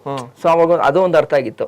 ಮತ್ತೆ ಇನ್ನೊಂದು, ನನ್ಗೊಂದು PUC ಗಣಿತ ಎಕ್ಸಾಮ್, ಮ್ಯಾಥ್ಸ್ ಎಕ್ಸಾಮ್ ಇರ್ಬೇಕಾದ್ರೆ ನಾಳೆ ಎಕ್ಸಾಮು, ಅವತ್ತು ನೈಟು ದೇವಸ್ಥಾನದಲ್ಲಿ ಪೂಜೆ. ಅವತ್ ನೈಟು ಸಿಕ್ಕಾಬಟ್ಟೆ ಆಡ್ಬಿಟ್ಟು ನೈಟ್ 2 ಗಂಟೆಗೆ ನಮ್ಮ ಅಪ್ಪಂಗೆ ಹೇಳಿದೀನಿ ಹೊಟ್ಟೋಗ್ಬಿಡ್ತೀನಿ ಅಂತ ಅನ್ಬಿಟ್ಟು. ಆಮೇಲೆ ಹೋಗಿಲ್ಲ, ನಮ್ಮ ಅಪ್ಪ ಆಲ್ರೆಡಿ ಮನೆಗೆ ಹೋಗ್ಬಿಟ್ಟವ್ರೆ. ವಾಪಸ್ ಮನೆಗೆ ಹೋದಾಗ ನಮ್ಮ ಅಪ್ಪ ಹಾಕೊಂಡು ಚೆನ್ನಾಗಿ ದುಬ್ಸಿದ್ರು. ನೈಟೇ ಶಟ್ ಪಟ್ ಡುಡುಮ್ ಅಂತ ಚೆನ್ನಾಗಿ ಹಾಕೊಂಡು ಮಾಡೋದು ಬಿಸಾಕಿದ್ರ. ಸರಿ, ಆವತ್ತು ಡಿಸೈಡ್ ಮಾಡಿದವನು. ಅವತ್ ಗೆದ್ದಿದ್ರ? ಆವತ್ತೇನ್ ಗೆದ್ದಿರ್ಲಿಲ್ಲ, ಬಟ್ ಆದ್ರೆ ಆವತ್ ಡಿಸೈಡ್ ಮಾಡಿದವನು ನಾನು, ನನ್ನ ಜೀವನದಲ್ಲಿ ಬೆಡ್ಸೇ ಆಡ್ಬಾರ್ದು. ನಮ್ಮ ಅಪ್ಪನ ಮೇಲೆ ಇರೋ ಈಗೋಗೆ ಅವ್ರ ಏನ್ ಮಾಡ್ಬಿಟ್ರು, ಫೋನ್ ಮಾಡಿ ನಮ್ಮ ಅಣ್ಣಂದಿನೆಲ್ಲ ವಿಚಾರಿಸೋ ಟೈಮಲ್ಲಿ ಫೋನ್ ಕಟ್ ಮಾಡಿರ್ಲಿಲ್ಲ. ನಾನು ಅಳ್ತಾ ಇದ್ನಲ್ಲ, ಅಯ್ಯೋ ಅಪ್ಪ ಬೇಡ ಬೇಡ ಅಂತ ಕಿರ್ಚಾಡ್ತಿದ್ನಲ್ಲ, ಅದೆಲ್ಲ ನಮ್ಮ ಅಣ್ಣಂದಿರಿಗೆ ಕೇಳಿಸ್ಬಿಟ್ಟೈತೆ. ಹೋದಾಗೆಲ್ಲ ಅಜೀಬ್ ಮಾಡೋರು. ಸರಿ, ಅದಕ್ಕೆ ಇದ್ರ ಸವಾಸನೆ ಬೇಡ ಅಂತ ಅಲ್ಲಿ ಬಿಟ್ಟೆ. ಆಮೇಲೆ ನೀವು ಅಹೋರಾತ್ರ ಅಂತ ಕೇಳಿರ್ಬೋದು. ಅಹೋರಾತ್ರ ಅಂತ ಒಬ್ರು ವ್ಯಕ್ತಿ, ಅವರು ಅವಾಗ ಕಿತ್ತಡಿಯ ನಡಿಗೆ ಅಂತ ಮಾಡೋರು. ಅದ್ರಲ್ಲಿ ಏನು ಅಂತಂದ್ರೆ, ಗೊತ್ತಿಲ್ಲದೆ ಇರೋರು ಒಂದ್ ಕಡೆ ಸೇರಿ ಒಂದ್ ದೇವಸ್ಥಾನಕ್ಕೆ ನಡ್ಕೊಂಡು ಹೋಗ್ತಾ ಇದ್ವಿ. ನೀವು BMW ಬನ್ನಿ, ಅವ್ರು ಹೇಳಿರೋ ನೆಕ್ಸ್ಟ್ ಲೊಕೇಶನ್ ಇಂದ ಒಂದ್ 5 ರಿಂದ 10 ಕಿಲೋಮೀಟರ್ ನಡ್ಕೊಂಡು ಹೋಗ್ತಾ ಇದ್ವಿ. ಒಂದ್ ಒಳ್ಳೆ ಪಾಸಿಟಿವ್ ವೈಬ್. ನನ್ಗೆ ಕಿತ್ತಡಿ ಅಂತ ಹೆಸರನ್ನ ಇಟ್ಟವರು ಅವ್ರೇನೆ. ಸೊ ಕಿತ್ತಡಿ ಅಂತಂದ್ರೆ ಅದೇ ಹೇಳದ್ನಲ್ಲ, ಕಿತ್ತು ಅಡಿ ಇಡುವವನೇ ಕಿತ್ತಡಿ, ಕಿತ್ತಡಿಯ ನಡಿಗೆ ಅಂತ ಅವ್ರು ಮಾಡ್ತಾ ಇದ್ರು. ಅವಾಗ ಅವ್ರದ್ದು ಯಾವ್ದೋ ಒಂದು ವಿಡಿಯೋ ಮಾಡಿದಾಗ ನನ್ಗೆ ಕಿತ್ತಡಿ ಕಿರಣ್ ಅಂತ ಹೆಸರು ಕೊಟ್ರು. ಸೊ ಆ ನಡಿಗೆನ ಮುಗಿಸ್ಕೊಂಡು ಹೋದ್ಮೇಲೆ ನಾನು ಇನ್ನೂ ಕಿತ್ತಡಿ ಕಿರಣ್ ಆಗಿರ್ಲಿಲ್ಲ, ಅವಾಗ ಮಾಮೂಲಿ ಆಗಿದ್ದೆ. ಕೊರೋನಾ ಟೈಮ್ ಆಯ್ತು. ಲಾಕ್ಡೌನ್ ಟೈಮಲ್ಲಿ ಸಿಕ್ಕಾಪಟ್ಟೆ ಸೂಸೈಡ್ಗಳನ್ನ ನೀವು ಕೇಳಿದಿರಾ ಅಲ್ವಾ? ಎಲ್ಲಾನು ಕೋವಿಡ್ ಮೇಲೆ ಹಾಕಿದ್ರಲ್ವಾ? ಆದ್ರೆ ಅದರಲ್ಲಿ 30 ರಿಂದ 40 ಭಾಗದ ಸೂಸೈಡ್ಗಳ ಸತ್ಯಾಂಶನೇ ಬೇರೆ. ಎಲ್ಲ ಬೆಟ್ಟಿಂಗ್ ಆಡ್ ಸತ್ತಿರೋರೆ. 30 ರಿಂದ 40 ಭಾಗ ಸೂಸೈಡ್ ಮಾಡ್ಕೊತಿದ್ರು ಗೊತ್ತಾ? ಡಿಪ್ರೆಷನ್ ಅಲ್ಲಿ ಹೋದ್ರು ಅಂತ ಬರ್ತಿತ್ತಲ್ಲ, ಅವಾಗ 70,000 ಕೋಟಿ ಅಷ್ಟೇನೋ ಕರ್ನಾಟಕ ಕ್ಲಾಸ್ ಆಗಿರೋದು. ಅಷ್ಟು ಕರ್ನಾಟಕದ ದುಡ್ಡು ಹೊರಗಡೆ ಹೋಗಿರೋದು, ಅದ್ರದ್ದು ಅಂಕಿಅಂಶ ಕೂಡ ಇದೆ ಅದು. ಆ ಟೈಮಲ್ಲಿ ನಾನು ಏನ್ ಮಾಡ್ತಿದ್ದೆ, ನನಗ್ ಗೊತ್ತಿರೋ ಅಡ್ವೊಕೇಟ್ಸ್ ಗಳಿಗೆಲ್ಲ ಫೋನ್ ಮಾಡ್ತಿದ್ದೆ, ಇದನ್ನೇನಾದ್ರೂ ಬ್ಯಾನ್ ಮಾಡ್ಬೋದಾ ಅಂತ. ಆಗಲ್ಲ ಆಗಲ್ಲ ಅಂತಾನೆ ಹೇಳಿದ್ರು. ಅದಾದ್ಮೇಲೆ ಅವರು ಹೋರಾಟ ಮಾಡಿದ್ರು. ಯಾವಾಗ ಯಾರ್ಯಾರು ನಟರುಗಳು ಮಾಡ್ತಾರೆ ಅವ್ರ ಮೇಲೆಲ್ಲ ಅಪೋಸ್ ಮಾಡಕ್ ಶುರು ಮಾಡಿದ್ರು, ಈ ತರ ಮಾಡಬಾರ್ದು, ತಪ್ಪು ಅಂತ. ಅದು ಒಳ್ಳೆ ವಿಚಾರ. ನೆಕ್ಸ್ಟ್ ಈ ಮಾಮೂಲಿ ಕ್ರಿಯೇಟರ್ಸ್ಗಳು ಸಣ್ಣ ಪುಟ್ಟ ಎಲ್ಲರೂ ಮಾಡಿದ್ರು, ಎಲ್ಲಾರು ಅಬ್ಜೆಕ್ಷನ್ ಮಾಡ್ಕೊಂಡ್ ಬಂದ್ರು. ಆದ್ರೆ ಅವರು ಎಲ್ಲೋ ಒಂದ್ ಕಡೆ ಬೈದು ಹೇಳ್ತಾ ಇದ್ರು. ನಾನು ಒಂದ್ ಕಡೆ ಟ್ರೈ ಮಾಡ್ತಾ ಇದ್ದೆ, ಟಿವಿ ನ್ಯೂಸ್ ಗಳಿಗೆಲ್ಲ ಫೋನ್ ಮಾಡುವೆ, ಸರ್ ನೋಡಿ ಈ ತರ ಜನ ಎಲ್ಲ ಸಾಯ್ತಾ ಇದಾರೆ ಅಂತ. ಆಗ ನಮ್ಮ ಹತ್ರ ಸೋಷಿಯಲ್ ಮೀಡಿಯಾ ಇಲ್ಲ, ನಮ್ಮ ಮಾತನ್ನ ಕೇಳೋರು ಇಲ್ಲ. ಏನಾದ್ರು ಒಂದ್ ಟ್ರೈ ಮಾಡೋಣ ಅಂತ ಅನ್ಬಿಟ್ಟು ಎಲ್ಲಾ ನ್ಯೂಸ್ ಚಾನಲ್ಗೂ ಟ್ರೈ ಮಾಡುವೆ. ಯಾರು ಅಂತನವ್ರು, ಚಾನಲ್ ಹೆಸರಲ್ಲೇ ಬೇಡ, ಬಟ್ ಯಾರೂ ಅದನ್ನ ಕೈ ಹಾಕ್ಲಿಲ್ಲ. ಯಾವ ಹೆಡ್ಗ್ ಮಾಡಿದ್ರು ಅದೇ ಹೇಳೋರು, ಅವೆಲ್ಲ ಆಗಲ್ಲ, ಅಪ್ಪ ಮಾಡಕ್ಕಾಗಲ್ಲ ಅಂತನೋರು. ಸರಿ, ಅವಾಗ ಡಿಸೈಡ್ ಮಾಡಿದ್ದೆ, ನೋಡೋಣ ನಾವು ಏನಾದ್ರು ದೇವ್ರ ಪುಣ್ಯಕ್ಕೇನಾರ ಆದ್ರೆ ಒಂದು ಅವೇರ್ನೆಸ್ ಕ್ರಿಯೇಟ್ ಮಾಡೋಣ ಅನ್ನೋದೊಂದು ತಲೆಲಿತ್ತು. ಪುಣ್ಯಕ್ಕೇನೋ ಗೊತ್ತಿಲ್ಲ, ಕಿತ್ತಡಿ ಕಿರಣ್ ನಿಜವಾಗ್ಲೂ ಕಿತ್ತಡಿ ಕಿರಣಾಗಿ ಹೊರಗಡೆಗೆ ಬಂದ. ಅವಾಗ ನಾನು ಯೋಚನೆ ಮಾಡಿದ್ದು, ಬ್ಯಾನ್ ಆನ್ಲೈನ್ ಬೆಟ್ಟಿಂಗ್ ಆಪ್ ಮಾಡೋದ್ರಿಂದ ನನ್ನ ಹೆಸರೇ ಜಾಸ್ತಿ ಆಯ್ತಾ ಇದೆ. ಅದರಿಂದ ನನಗೆ ಗೌರವ ಸಿಗ್ತಿದೆ ಹೊರತು ನನ್ನಿಂದ ಅದಲ್ಲ. ಕೆಲವೊಬ್ರು ಹೇಳ್ತಾರೆ, ಈಗ ಸುಮಾರು ಹುಡುಗರು ಮಾಡ್ತಾ ಇದಾರೆ ಅದನ್ನ ನೋಡಿ ಬ್ರೋ, ನೀವು ಮಾಡಿದ್ದು ಎಲ್ಲರೂ ಮಾಡ್ತಾ ಇದಾರೆ, ಹಂಗಲ್ಲ. ಅದರಿಂದ ನನ್ನಿಂದ ಅದಲ್ಲ. ಯಾಕಂದ್ರೆ ನಾನು ಮಾಡಿರೋ ಕೆಲಸ, ಆ ಒಳ್ಳೆ ಕೆಲಸ ಮಾಡಿರೋದಕ್ಕೆ ನನ್ನ ಐಡೆಂಟಿಟಿ. ಈಗ ನೋಡಿ, ಇದನ್ನ ಪ್ರತಿ ಎಲ್ಲೇ ಹೋದ್ರು ನನ್ನ ಇದನ್ನ ಕೇಳ್ತಾರೆ. ಈ ಹೆಸರು ಸಿಕ್ಕಿರೋದು ಯಾವ್ದ್ರಿಂದ? ನಾನ್ ಮಾಡಿರೋ ಆ ಒಳ್ಳೆ ಅಭಿಯಾನದಿಂದ. ಸೊ ಆ ಅಭಿಯಾನ ದೊಡ್ಡದು, ಅದನ್ನ ಯಾರೇ ಮಾಡಿದ್ರು ನನಗೆ ಅದರಲ್ಲಿ ಖುಷಿ ಇದೆ. ಸೊ ಅದಕ್ಕೆ ಏನ್ ಮಾಡಿದೆ, ಬೈಕಲ್ಲಿ ಹೆಂಗಿದ್ರು ಸುಮ್ಮನೆ ಹುಚ್ಚುಚ್ಚಂಗ್ ಸುತ್ತಾಡ್ತಿರ್ತೀನಿ. ಇದು ನನ್ನ ಹಾಬಿ. ಇವತ್ತು ನನ್ನ ಜನ ಬೈಕಲ್ಲಿ ಓಡಾಡೋನು ಅಂತಾನೆ ರೆಕಗ್ನೈಸ್ ಮಾಡ್ತಾರೆ. ಖುಷಿ ಅನ್ನೋದೇನು ಅಂತಂದ್ರೆ, 4 ವರ್ಷದಿಂದ ಬೈಕಲ್ಲೇ ತಿರ್ಗಾಡ್ಕೊಂಡು ಜೀವನ ಮಾಡ್ತಿರೋ ವ್ಯಕ್ತಿ ನಾನೊಬ್ನೇ ಕನ್ನಡ ಮೋಟೋ ಬ್ಲಾಗಿಂಗ್ ಅಲ್ಲಿ. ಸೊ ಅದೊಂದು ಖುಷಿ ಇದೆ. ಅದ್ರ ಜೊತೆಗೆ ಖರ್ಚು ಮಾಡೋದ್ ಮಾಡ್ತೀನಿ, ಒಳ್ಳೆ ವಿಚಾರ. ನಂದೇನು ಅಂತಂದ್ರೆ ಪಾಪ್ಯುಲರ್ ಇರೋ ದೇವಸ್ಥಾನಗಳು. ಯಾಕೆಂತಂದ್ರೆ ನಮ್ ಜನ ಇವತ್ತು ಕಾನೂನ್ಗೆ ಎದುರಕ್ಕಿಂತ ದೇವ್ರಿಗೆ ಎದುರ ಜಾಸ್ತಿ. ಸೊ ಈಗ ನಾನು ಯಾವ್ದಾದ್ರು ಒಂದು ಕೋರ್ಟ್ ಅಲ್ಲೋ ಅಥವಾ ಒಂದ್ ಯಾವ್ದೋ ಒಂದು ಪಬ್ಲಿಕ್ ಪ್ಲೇಸ್ ಅಲ್ಲೋ ಹೋಗ್ಬಿಟ್ಟು ಹಿಂಗ ಆಡ್ಬೇಡಿ ಅಂತ ಅವೇರ್ನೆಸ್ ಮಾಡಿದ್ರು ಯಾರು ನೋಡಲ್ಲ, ಅಷ್ಟು ಇದ್ ಮಾಡಕ್ ಹೋಗಲ್ಲ. ಅದೇ ನೀವು ಒಂದ್ ದೇವಸ್ಥಾನದಲ್ಲಿ ಹೋಗಿ ನಿಲ್ತೀನ ಅಂತಂದ್ರೆ, ನಾನ್ ಯಾಕೆ ಇನ್ನೂ ಒಂದ್ ದೇವಸ್ಥಾನ ಚೂಸ್ ಮಾಡ್ಕೊಂಡಿದ್ದೇನೆ ಅಂತಂದ್ರೆ, ಜನ ಅಲ್ಲಿ ಶಾಂತವಾಗಿರ್ತಾರೆ, ಫ್ರೀ ಆಗಿರ್ತಾರೆ. ಫ್ರೀ ಮೈಂಡ್ ಅಲ್ಲೇ ನಾನು ದೇವಸ್ಥಾನಕ್ಕೆ ಹೋಗೋದು. ಒಂದ್ ಸ್ವಲ್ಪ ನೋಡ್ತಾರೆ, ಅವಾಗ ಅವ್ರ ತಲೆಗೆ ಬೀಳುತ್ತೆ. ನೆಕ್ಸ್ಟ್ ಅದನ್ನ ಪೋಸ್ಟ್ ಮಾಡ್ತೀನಿ. ಪೋಸ್ಟ್ ಮಾಡಿದಾಗ್ಲೂ ಅಷ್ಟೇ, ಜನ ಮಾಮೂಲಿ ಯಾವ್ದೋ ಪ್ಲೇಸ್ಗೆ ಹಾಕಕ್ಕಿಂತ ದೇವಸ್ಥಾನ ಇತ್ತು ಅಂದ್ರೆ, ಈಗ ಯಾವ್ದೋ ಅವ್ರ ದೇವಸ್ಥಾನ ಇರುತ್ತೆ ಅನ್ಕೋಣ, ನಮ್ ದೇವಸ್ಥಾನದಲ್ಲಿ ಏನೋ ಬ್ಯಾನರ್ ಇದೆ ತಡಿ ಅನ್ಬಿಟ್ಟು ಜೂಮ್ ಮಾಡಿ ನೋಡ್ತಾರೆ. ಅಟ್ಲೀಸ್ಟ್ ಈ ತರ 4 ಜನಕ್ಕೆ ಹೋದಾಗ ಅದ್ 40 ಜನಕ್ಕೆ ಆಗುತ್ತೆ, 40ರಿಂದ 400 ಆಗುತ್ತೆ, 4000 ಆಗುತ್ತೆ. ಈಗ ನೀವೇ ನೋಡಿ, ಮೊದಲು ಬೆಟ್ಟಿಂಗ್ ಆ್ಯಪ್ನ ಪ್ರಮೋಷನ್ಗಳು ದೊಡ್ಡ ದೊಡ್ಡ ಹೀರೋಗಳು ಮಾಡಿದಾಗ್ಲಾಗ್ಲಿ, ಸೆಲೆಬ್ರಿಟೀಸ್ ಮಾಡಿದಾಗ್ಲಾಗ್ಲಿ, ಕ್ರಿಕೆಟರ್ಸ್ ಮಾಡಿದಾಗ್ಲಾಗ್ಲಿ, ಕಮೆಂಟ್ಸ್ಗಳಲ್ಲಿ ಏನೋ ಹೇಟಿಸಮ್ ಬರ್ತಿರ್ಲಿಲ್ಲ. ಇವತ್ತೊಬ್ಬ ಸಣ್ಣ ಇನ್ಫ್ಲೂಯೆನ್ಸರ್ ಮಾಡ್ಬಿಡ್ಲಿ, ಜನ ಎಷ್ಟು ಲೆವೆಲ್ಗೆ ಹಾಕೊಂಡು ಉಬ್ಬಿರ್ತಾರೆ. ಸೊ ಇಷ್ಟು ಸಾಕಲ್ವಾ, ಅವೇರ್ನೆಸ್ ಕ್ರಿಯೇಟ್ ಆಗ್ತಿದೆ. ಕೊನೆಗೆ ಒಂದಿನ ಅದಂತೂ ಹಾಗೆ ಆಗತ್ತೆ, ಅದಂತೂ ಇದಿದೆ. ನನಗ್ ಖುಷಿ ಇದೆ, ನನಗ್ ಪಕ್ಕ ಅದು ಹಾಗೆ ಆಗತ್ತೆ ಅನ್ನೋ ಕಾನ್ಫಿಡೆಂಟ್ ಇದೆ. ಅನ್ಕೋಬಹುದು ಯಾವನೇ ಸುಮ್ನೆ ಒಂದು ಬ್ಯಾನರ್ ಹಚ್ಕೊಂಡು ಇಡ್ಕೊಂಡು ಸುಮ್ನೆ ಉಜ್ಜಿಸಂಗೆ ಅಂತ. ದೊಡ್ಡ ಕಾಡ್ಗಿಚ್ಚಾಗುತ್ತೆ ಗೊತ್ತಾ, ಇಡೀ ಬೆಟ್ಟನೇ ಉರಿದೋಗುತ್ತೆ. ಸಣ್ಣದಾಗಿ ಒಂದೇ ಒಂದು ಕಿಡಿಯಿಂದ. So be like a spark, ಏನಾದ್ರೂ ಒಂದು ಮಾಡ್ಬೋದು ಅನ್ನೋದೇ ನನ್ನ ಕಾನ್ಸೆಪ್ಟ್. ಆಕ್ಚುಲಿ ನಿಜವೂ ನನಗೆ ಖುಷಿ ಆಯ್ತು. ಅದನ್ನ ಇನ್ನೊಂದು ವೇನಲ್ಲೂ ಮಾಡಿದೀನಿ. ಜನ ಅದನ್ನ ಯಾಕೆ ಇಷ್ಟಪಡ್ತಾ ಇದಾರೆ ಅಂತಂದ್ರೆ, ನಾನು ನೋಡಿ ಅದು ಲೀಗಲ್ಲಿ ಅಲೌಡ್ ಇದೆ. ನಾವು ಯಾರನ್ನೇ ಪ್ರಮೋಟ್ ಮಾಡ್ತಿರೋರ್ ಮೇಲೂ ತಪ್ಪಾಗಿ ಹೇಳಕ್ ಆಗಲ್ಲ. ಅಂತಂದ್ರೆ ಲೀಗಲ್ಲಿ ಅಲೋ ಇದೆ. ನೀನು ಬೆಟ್ಟಿಂಗ್ ಆಪ್ ಮಾಡ್ತೀಯಾ, ಬಾ ಯಾಕೆ ಮಾಡ್ತೀಯಾ ಅಂತ ಅನ್ಬಿಟ್ಟು ನಾನು ಹಿಂಗೆ ಇಟ್ಕೊಳಕ್ ಆಗಲ್ಲ. ಯಾಕೆ ಹೇಳಿ, ಅವ್ನು ಲೀಗಲ್ ಆಗಿ ಮಾಡ್ತಿದ್ದಾನೆ. ಕಾನೂನು ಪ್ರಕಾರ ಕರ್ನಾಟಕದಲ್ಲಿ ಲೀಗಲ್ ಇದೆ. ಅದೇ ಅವ್ನು ಹೈದರಾಬಾದ್ ಅಲ್ಲಿ ಮಾಡಿದ್ರೆ ಇಲ್ಲೀಗಲ್. ಹೈದರಾಬಾದ್ ಅಲ್ಲಿ ಮಾಡೋನ್ ಬೇಕಾದ್ರೆ ನಾನು ಕೇಳ್ಬೋದು, ನೀನ್ ಇಲ್ಲೀಗಲ್ ಚಟುವಟಿಕೆ ಮಾಡ್ತಿದ್ಯಾ, ಮಾಡಬೇಡ, ಬೆಟ್ಟಿಂಗ್ ಆಪ್ ಸ್ಟಾಪ್ ಮಾಡು ಅಂತ ಹೇಳ್ಬೋದು. ಈಗ ನಾನು ಕರ್ನಾಟಕದಲ್ಲಿ ಅದು ಲೀಗಲ್ ಆಗಿದೆ ಅಂತಂದ್ರೆ ನಾನು ಯಾರನ್ನ ಕೇಳ್ಬೋದು? ಸರ್ಕಾರನ ಕೇಳಬೇಕು. ಯಾಕೇಳಿ, ನಾನೊಬ್ಬ ಟ್ಯಾಕ್ಸ್ ಪೇಯರು, ನನಗೆ ಅಧಿಕಾರ ಇದೆ. ನೀವು ಅದಕ್ಕೆ ನಾನು ಬ್ಯಾನರ್ ಅಲ್ಲಿ ನೋಡಿ, ಯಾವ ವ್ಯಕ್ತಿನೂ ಹಾಕಿಲ್ಲ, ಯಾವ ಕಂಪ್ನಿ ಹೆಸರು ಹಾಕಿಲ್ಲ. ಕಂಪ್ನಿ ಹೆಸರು ಹಾಕಿದ್ರು ಆರ್ಟಿಕಲ್ 16 ಟ್ರೇಡ್ ಆಕ್ಟ್, ನನ್ನ ಟ್ರೇಡ್ ನ ಜನಕ್ಕೆ ಇದ್ ಮಾಡ್ತಾ ಇದ್ದೇನೆ, ಮಿಸ್ಕಂಡಕ್ಟ್ ಮಿಸ್ಲೀಡ್ ಮಾಡ್ತಾವನೆ ಅನ್ಬಿಟ್ಟು ನನ್ ಮೇಲೆ ಬೇಕಾದ್ರೆ ಮಾನನಷ್ಟ ಮೊಕದ್ದಮೆ ಹಾಕ್ಬೋದು. ಸೊ ಹಂಗಾಗಿ ನಾನು ಯಾರನ್ನೂ ಇದ್ ಮಾಡ್ತಿಲ್ಲ, ಸರ್ಕಾರಗಳನ್ನ ಹಾಕಿದೀನಿ, ಪಾರ್ಟಿಗಳನ್ನ ಹಾಕಿದೀನಿ. ಹಾಕ್ಬಿಟ್ಟು ನನ್ನ ಅಧಿಕಾರ ನಾನು ಕೇಳ್ತಾ ಇದ್ದೀನಿ. ಸೊ ಇದನ್ನ ಒಂದು ಸಾಫ್ಟ್ ವೇ ನಲ್ಲಿ ಮಾಡ್ತಾ ಹೋದಾಗ, ಈಗ ಬೈಯೋದು ಮಾಡೋದು ನಮ್ಗಲ್ಲ, ಅದು ಸಾಫ್ಟ್ ವೇ ನಲ್ಲಿ ಮಾಡಿದಾಗ ಜನ ಅದನ್ನ ಅಕ್ಸೆಪ್ಟ್ ಮಾಡ್ಕೊತಾರೆ. ಅವಾಗ ನನಗೆ ಒಕ್ಕೊರಳಾಗಿ ಜನನೂ ಬರ್ತಾರೆ. ಇಷ್ಟೇ. ನಿಮ್ದು ನನ್ಗೆ ಅರ್ಥ ಆಯ್ತು. ಸೊ ಹೆಂಗ್ ಸ್ಟಾರ್ಟ್ ಆಯ್ತು, ಏನ್ ಮಾಡಿದೀರಾ, ಅದೆಲ್ಲ ನಂಗೂ ಒಂದಿಷ್ಟು ವಿಷಯಗಳು ಗೊತ್ತು. ನಾನು ಒಂದು ವಿಷಯನ ಜನರ ಮುಂದೆ ಕ್ಲಿಯರ್ ಮಾಡ್ಬೇಕು ಅಂತ ಪ್ರಶ್ನೆ ಕೇಳ್ತಾ ಇದ್ದೀನಿ. ಅಟ್ಲೀಸ್ಟ್ ಇದು ನೋಡಿದ್ಮೇಲೆ ಅದರ ಒಬ್ಬ ಪೊಲಿಟಿಷಿಯನ್ಸ್ ಆದ್ರು ಇಲ್ಲ ಅಂತಂದ್ರೆ, ಅಟ್ಲೀಸ್ಟ್ ನಿಮ್ಮ ಗ್ರಾಮ ಪಂಚಾಯತಿ ಅಧ್ಯಕ್ಷರು ಮಾಡೋಣ, ನಾವು ಜೊತೆಗೆ ಸೇರ್ ಮಾಡೋಣ, ನಾವು ಹೆಲ್ಪ್ ಮಾಡ್ತೀವಿ. ಇಲ್ಲ ಇಲ್ಲ, ಸಾಮಾನ್ಯ ಜನರು ಅಷ್ಟೇ ಇಂಥದಕ್ಕೆಲ್ಲ ಕೈ ಜೋಡಿಸೋದು. ನೀವು ಯಾವತ್ತೂ ಅರ್ಥ ಮಾಡ್ಕೋಬೇಕು, ಯಾವ್ದಾದ್ರು ರಾಜಕೀಯ ಪಕ್ಷಗಳು ನಿಮ್ ಜೊತೆ ಬಂದು ನಿಮ್ ಕೈ ಜೋಡಿಸ್ತೀವಿ ಅಂತಂದ್ರೆ ಅವರ ಸ್ವಾರ್ಥ ಇಲ್ಲದೆ ಅವ್ರು ಬರಲ್ಲ. ನಮ್ ಜನಕ್ಕೆ ಇದು ಅರ್ಥ ಆಗಲ್ಲ. ಏನಕ್ಕೆ ಈ ಪ್ರಶ್ನೆ ಕೇಳಿದೆ ಅಂತಂದ್ರೆ, ಕಾರ್ಯಕರ್ತರು XY party, any party, Congress, BJP, JDS ಕಾರ್ಯಕರ್ತರು ಅಂತ ಇರ್ತಾರೆ. ಹೆಂಗ ಹೊಡೆದಾಡ್ತಾರೆ ಅಂದ್ರೆ ನಮ್ಮ ಪಕ್ಷ ಅಂತ ಹೇಳಿ ಹೊಡೆದಾಡ್ತಾರೆ.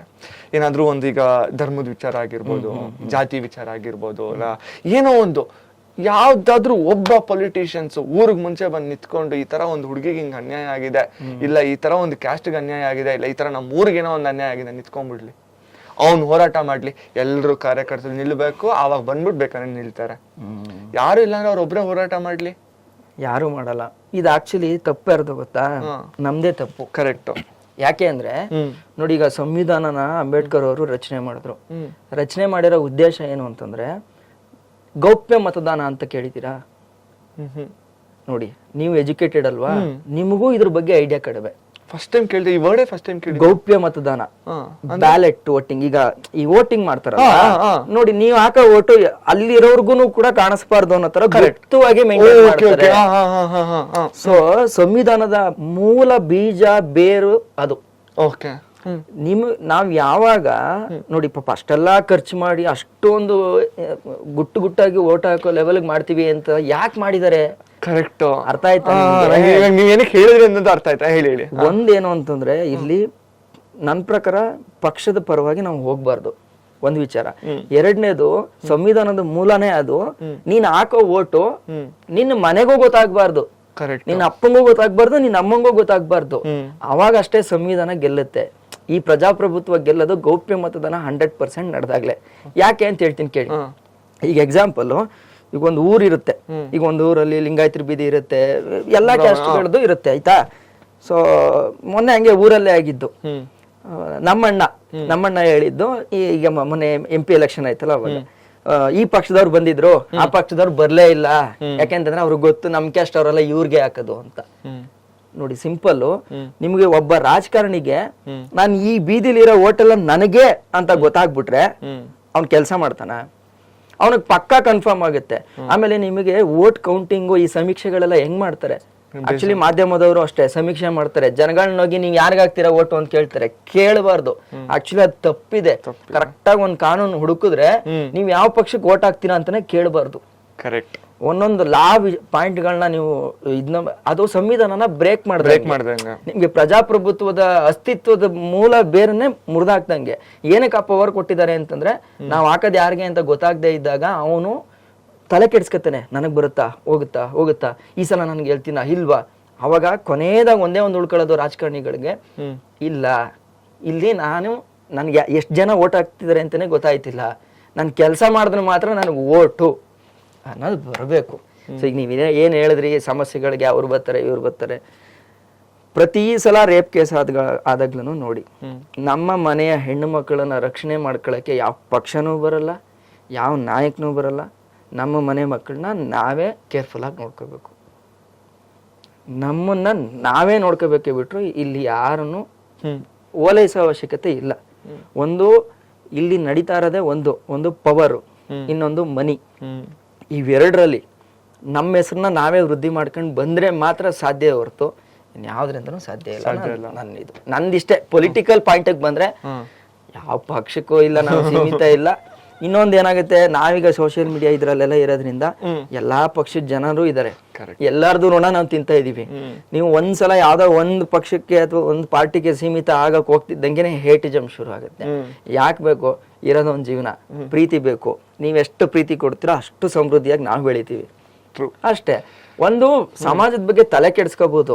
ಸೊ ಅದಕ್ಕೆ ನೋಡಿ, ನಾನು ಪಾರ್ಟಿ ವೈಸ್ ಎಲ್ಲೂ ಹೋಯ್ತಾ ಇಲ್ಲ. ನಾನು ಈಗ ನಾನು 2.5 ವರ್ಷದಿಂದ ಮಾಡ್ತಾ ಇರೋದನ್ನು ಆನ್ಲೈನ್ ಬೆಟ್ಟಿಂಗ್ ಆ್ಯಪ್. ಸುಮಾರು ಜನ ಕ್ವಶನ್ ಕೇಳ್ತಾರೆ, ನೀನ್ ಪ್ಲಾಸ್ಟಿಕ್ ಬ್ಯಾನ್ ಮಾಡ್ಸು, ನೀನ್ ಎಣ್ಣೆ ಬ್ಯಾನ್ ಮಾಡ್ಸು. ಇರೋದು ಒಂದೇ ಒಂದ್ ಜೀವನ ನನಗೆ. ಆಮೇಲೆ ಯಾವ್ದನ್ನಾದ್ರೂ ಒಂದೊಂದು ತಗೊಂಡ್ಮೇಲೆ ಅದನ್ನ ಮನಸ್ಫೂರ್ತಿಯಾಗಿ ಮಾಡ್ಬೇಕು. ನಾನ್ ಚಿಕ್ಕ ವಯಸ್ಸಿಂದ ಕಲ್ತಿರೋದು ಅದೇ. ಒಂದ್ ಕೆಲ್ಸನ ತಗೊಂಡ್ಮೇಲೆ ಸೋಲೋ ಗೆಲುವು ಅದ್ರಲ್ಲೇ ಹೋಗ್ಬೇಕು. ಅದ್ರಲ್ಲಿ ಸಕ್ಸಸ್ ಆದ್ನಾ ನೆಕ್ಸ್ಟ್ ಹೋಗ್ಬೇಕು, ಇಲ್ಲ ಅದ್ರಲ್ಲಿ ಸೋತ್ನಾ ಮತ್ತೆ ಅದ್ರಲ್ಲೇ ಟ್ರೈ ಮಾಡ್ಬೇಕು. ಇಷ್ಟೇ ನಾನ್ ಕಲ್ತಿರೋದು. ಈಗ ಮತ್ತೆ ಈಗ ನನ್ನಂತವನು ಇನ್ನೂ 10 ಜನ ಬರ್ಬೇಕು, ಅವನು ಒಂದೊಂದ್ ಮಾಡ್ಬೇಕು. ಯಾರು ಕಮೆಂಟ್ ಮಾಡಿ ಹೇಳ್ತಾರೋ ಅವರೇ ಮಾಡ್ಲಿ, ಅದನ್ನ ತಪ್ಪೇನು. ನಾನು ಇದೊಂದ್ ಮಾಡ್ತೀನಿ, ನೀವ್ ಇನ್ನೊಂದ್ ಮಾಡಿ, ಅವ್ರೊಂದ್ ಮಾಡಿ, ಸಮಾಜ ಶುದ್ಧ ಆಗುತ್ತಲ್ಲ. ಒಬ್ನೇ ಹೋಗ್ಬಿಟ್ಟು ಅಲ್ಲಿಗರ್ಧ ಅಲ್ಲಿಗಲ್ಲ ಅಲ್ಲಿಗರ್ಧ ಮಾಡಿದ್ರೆ ಈ ಏನೋ ನೀರ್ ತುಂಬಿಸ್ತಾರೆ ಗೊತ್ತಾ ಚೆಂಬಿಗೆ, ಆ ಕತೆ ಆಗುತ್ತೆ. ಅಲ್ಲ ನೀವ್ ಹೇಳ್ದಾಗ ನಂಗೆ ಇದು ಎಷ್ಟು ನೀಟಾಗಿ ಕನೆಕ್ಟ್ ಆಯ್ತು ಅಂತಂದ್ರೆ, ಏನಾದ್ರು ಒಂದು ಒಳ್ಳೆ ಕೆಲಸ ಮಾಡ್ತೀವಿ, ಇಲ್ಲ ಏನೋ ಒಂದು ಟ್ರೈ ಮಾಡ್ತೀವಿ ಅಂದ್ರೆ ಜನ ಹಂಗೆ ಅಲ್ಲ, ಅದನ್ನು ಮಾಡು, ಯಾಕೆ ಇದನ್ನ ಮಾತ್ರ ಮಾಡ್ತೀಯಾ, ಇನ್ನೊಂದು ಮಾಡು ಅಲ್ಲ. ಇದು ಜನರೇ. ಸೊ ನಿಮ್ಗೆ ಈ ತರ ಕಮೆಂಟ್ ಎಲ್ಲ ಬಂದಾಗ ಏನ್ ಮಾಡ್ತೀರಾ? ನಾನು ಇಗ್ನೋರ್ ಮಾಡ್ತೀನಿ. ನನಗಂತೂ ಕಾನ್ಫಿಡೆನ್ಸ್ ಇದೆ. ನಾನು ಎಲ್ಲೋದ್ರು ನನ್ನ ಕೆಲಸ ನನಗ್ ಗೊತ್ತು. ಫಸ್ಟ್ ಆಫ್ ಆಲ್ ಇಲ್ಲಿ ನೀವು ಅಪ್ಪ ಅಮ್ಮನ್ನು ಕನ್ವಿನ್ಸ್ ಮಾಡಕ್ಕಾಗಲ್ಲ ನಿಮ್ ಕೆಲ್ಸಗಳಿಂದ. ನಮ್ಮನ್ನ ಹೆತ್ತಿರೋರ ಹತ್ರನೇ ನಾವು ಕನ್ವಿನ್ಸ್ ಮಾಡಕ್ಕಾಗಲ್ಲ. ಕೆಲವೊಂದ್ಸಲ ಬೇಜಾರಾಗ್ಬಿಡುತ್ತೆ ನಮ್ಗೆ. ಹಂಗಿರೋ ಟೈಮಲ್ಲಿ ಯಾರೋ ಇನ್ನೊಬ್ಬರನ್ನ ನಾವು ಕನ್ವಿನ್ಸ್ ಮಾಡಕ್ಕಾಗತ್ತಾ, ಸಮಾಧಾನ ಪಡಿಸಕ್ಕಾಗತ್ತಾ? ಆಗಲ್ಲ. ಸೊ ಈ ಲೈಫ್ದು ಬ್ಯೂಟಿಫುಲ್ ಕಾನ್ಸೆಪ್ಟ್ ಏನು ಅಂತಂದ್ರೆ, ಇಲ್ಲೊಬ್ಬ ಇದ್ದಾನೆ, ಅವನನ್ನ ಸಮಾಧಾನ ಮಾಡಿಸು ಸಾಕು. ಅವನ್ ಸಮಾಧಾನ ಅದನ್ನ ಇನ್ನೇನ್ ಬೇಕು ಸಾಕು. ನಾನು ತುಂಬಾ ಸರಿ ಹೇಳ್ತಾ ಇರ್ತೀನಿ ವಿಡಿಯೋದಲ್ಲೂ, ಇದು ಇವಾಗ ಇನ್ನೊಂದ್ಸರಿ ಹೇಳ್ಬೇಕು ನೀವು ಇದನ್ನ ಹೇಳಿದ್ಕೆ ಅಂತ. ಜೀವನದಲ್ಲಿ ನಾವ್ ಯಾವತ್ ನಮಗೋಸ್ಕರ ಬದುಕ್ತಿವಿ ಗೊತ್ತಾ, ಅದು ನಿಜವಾದ ಬದುಕು. ಎಕ್ಸಾಕ್ಟ್ಲಿ. ಬೇರೆಯವ್ರಿಗೋಸ್ಕರ ನಾವು ಬದುಕ್ತಿವಲ್ಲ, ಈಗ ನಮ್ಮನೇನಲ್ಲೇ ತಗೊಬೋದು. ನೆಂಟ್ರೇನ್ ಅನ್ಕೊಂಡ್ಬಿಡ್ತಾರೋ. ನಾನು ಫಸ್ಟ್ ಸ್ಟಾರ್ಟಿಂಗ್ ಅಲ್ಲಿ ಮೈಕ್ ಇಟ್ಕೊಂಡು ಹೋಗ್ಬೇಕಾದ್ರೆ ಏನು ನನ್ಗೆಲ್ಲ ಕೇಳ್ತಾರೆ, ಬೀದಿ ಹೋಗ್ತೀಯಾ, ನಿನ್ ಮಗನ್ ಅಂತ ಕಾಲೇಜಲ್ಲಿ ಓದ್ಸಿದ್ಯಾ, ಕೆಲ್ಸ ಮಾಡ್ತಾನೆ, ಏನಕ್ಕೆ ಇದು ಹೋಗ್ಬೇಕು? ಸೀರಿಯಸ್ ಆಗಿ ನಾನ್ ನಮ್ಮಮ್ಮ ಒಂದೇ ಹೇಳ್ದೆ, ನಾಳೆ ದಿನ ನಂಗೆ ದುಡ್ಡಿಲ್ಲ, ನಂಗೆ ಯಾರು ಕೊಡ್ತಾರೆ? ನಿಮ್ಗೆ ಇನ್ನೊಂದು ಹೇಳ ನಾನು. ಈಗ ಏನ್ ಈ ಜನ ಮಾತಾಡೋದ್ರ ಬಗ್ಗೆ ತಲೆ ಕೆಡಿಸ್ಕೊತಿದ್ದೀರಲ್ಲ, ನೀವು ಮನೇಲಿ ಒಂದು ಸಾವಾಗ್ಲಿ, ಬೆಳಗ್ಗೆ ಬರ್ತಾರೆ. ಬೆಳಗ್ಗೆ ಅಂದ್ರೆ ಅದು ಎಲ್ಲ ಕೆಲಸ ಎಲ್ಲ ಮುಗ್ದಿರ್ಬೇಕು, ಬಂದ್ ದರ್ಶನ ಮಾಡ್ಕೊ ಹೋಗಿ ಬರ್ತಾರೆ. ಮಣ್ಣು ಮಾಡೋದನ್ನ ಕಾಯ್ತಾ ಇರ್ತಾರೆ. ಕರೆಕ್ಟ್. ನಾವು ನಮ್ ಲೈಫಲ್ಲಿ ಅವ್ರು ಬರ್ಲಿಲ್ಲ ಇವ್ರು ಬರ್ಲಿಲ್ಲ ಅಂತ ಹೇಳ್ಕೊಳ್ಳೋದಕ್ಕಿಂತ ಇದನ್ನ ಎಕ್ಸಾಂಪಲ್ ತಗೊಳ್ಳಿ. ಅದೇ ನೀವೊಂದು ಮದ್ವೆ ಮಾಡಿ, ಒಂದು ವಾರದ ಮುಂಚೆ ಬಂದು ಮನೇಲಿ ಫುಲ್ಲು ಜನ ಇರ್ತಾರೆ. ಸಿಂಪಲ್. ಈಗ ನೋಡಿ, ನೀವು ಇಲ್ಲಿ ಸುಖನ ಹಂಚ್ಕೊಳಕ್ ಜನ ಇದಾರೆ, ನಿನ್ನ ದುಃಖನ ಹಂಚ್ಕೊಳಕ್ಕೆ ಇಲ್ಲಿ ಯಾರು ರೆಡಿ ಇರಲ್ಲ. ಇದ್ರೂ ಫಾರ್ಮಾಲಿಟಿ ನಾನ್ ಸತ್ತ ಬರ್ಲಿ ಅನ್ನೋದೊಂದು ಇರುತ್ತೆ. ಅದೇ ನೋಡಿ, ಮದ್ವೆಗಾದ್ರೆ ಒಂದ್ ವಾರ ಮುಂಚೆ ಜನ ಇಲ್ಲಿ ಖುಷಿನ ಹಂಚ್ಕತಾರೆ, ದುಃಖನ ಯಾರು ಹಂಚ್ಕೊಳಲ್ಲ. ಆಮೇಲೆ ಇನ್ನೂ ಒಂದು, ಈಗ ನೋಡಿ ನೀವ್ ಈಗ ಹೇಳಿದ್ರೆ ಗೊತ್ತಾ ಯಾವ್ದು, ಅವ್ರಂತಾರೆ ಇವ್ರಂತಾರೆ ಅಂತ ನಮ್ಮ ಅಮ್ಮ ಹೇಳಿದ್ರು ಅಂತ. ನೀವು ಒಂದ್ ಮನೇನ ಕಟ್ಟಿ ಅಡಿಪಾಯದಿಂದ ಒಂದೊಂದ್ ಕಲ್ಲು ಇಟ್ಕೊಂಡ್ ಬನ್ನಿ, ಆಗ ಒಬ್ರು ಬರಲ್ಲ.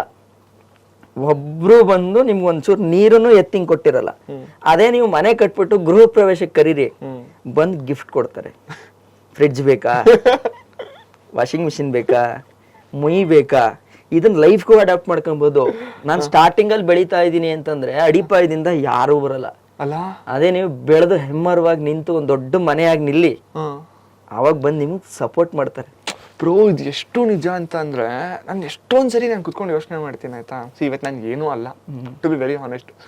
ನಾನು ಇಲ್ಲಿ ಅಂದ್ರೆ ಬ್ಯಾಂಗ್ಳೂರಲ್ಲೇನೆ ಒಂದು ಮೂಲೆ ವೈಟ್ ಫೀಲ್ಡ್ ಅಲ್ಲಿ ಇರೋದು. ಅಲ್ಲಿ ಇಂಡಸ್ಟ್ರಿ ಅವ್ರಿಲ್ಲ, ನನ್ಗೆ ಯಾರೂ ಗೊತ್ತಿರೋರಿಲ್ಲ, ಸೀರಿಯಲ್ ಅವ್ರು ಗೊತ್ತಿರೋರಿಲ್ಲ, ಒಂದು ನೆಟ್ವರ್ಕ್ ಇಲ್ಲ, ಯೂಟ್ಯೂಬ್ ಹೆಂಗ್ ಮಾಡ್ಬೇಕು ಗೊತ್ತಿಲ್ಲ, ಒಂದು ರೀಲ್ ಮಾಡೋದು ಗೊತ್ತಿಲ್ಲ, ಏನೂ ಗೊತ್ತಿಲ್ಲ. ಸ್ಟಾರ್ಟಿಂಗ್ ಅಲ್ಲಿ ಸತ್ಯ ಹೇಳ್ತೀನಿ, ನಾನು ನನ್ನ ಫ್ರೆಂಡ್ಸ್ ಒಂದಿಷ್ಟು ಜನ ಸೇರ್ಕೊಂಡು ಹೇಳ್ದಾಗ ನಕ್ಬಿಟ್ಟಿದ್ರು ಬ್ರೋ. ಹೆಂಗ್ ನಕ್ಕಿದ್ರು ಅಂದ್ರೆ ಬ್ರೋ, ಸತ್ಯ ಹೇಳ್ತೀನಿ, ನನ್ನ ಆಲೋಚನೆಗಳು ಅವತ್ತಿಂದ ತುಂಬಾ ದೊಡ್ಡದಾಗಿದ್ವು. ನಾನು 2016 ಅಲ್ಲಿ ಸತ್ಯ ಹೇಳ್ತೀನಿ, ಇವತ್ತೇನಾದ್ರೂ ಈ ಪಾಡ್ಕಾಸ್ಟ್ ನೋಡ್ತಾ ಇದ್ರೆ ಅವ್ರಿಗೆ ಗೊತ್ತಾಗುತ್ತೆ, ಹೆಸರು ಹೇಳಲ್ಲ, ನನ್ನ ಫ್ರೆಂಡ್ಸೇ ಇವತ್ತು ಜೊತೆಗಿದ್ದಾರೆ. ಸತ್ಯ ಏನ್ ಹೇಳ್ತಾರೆ ಅಂದ್ರೆ, ನೀನು ಅವರೇ ಹೇಳ್ಬಿಟ್ರು, ನೀನ್ ಅವತ್ ಹೇಳಿದ್ದೆ ಹೇಳ್ದಂಗೆ ಮಾಡ್ಬಿಟ್ಟೆ ಅಂತ.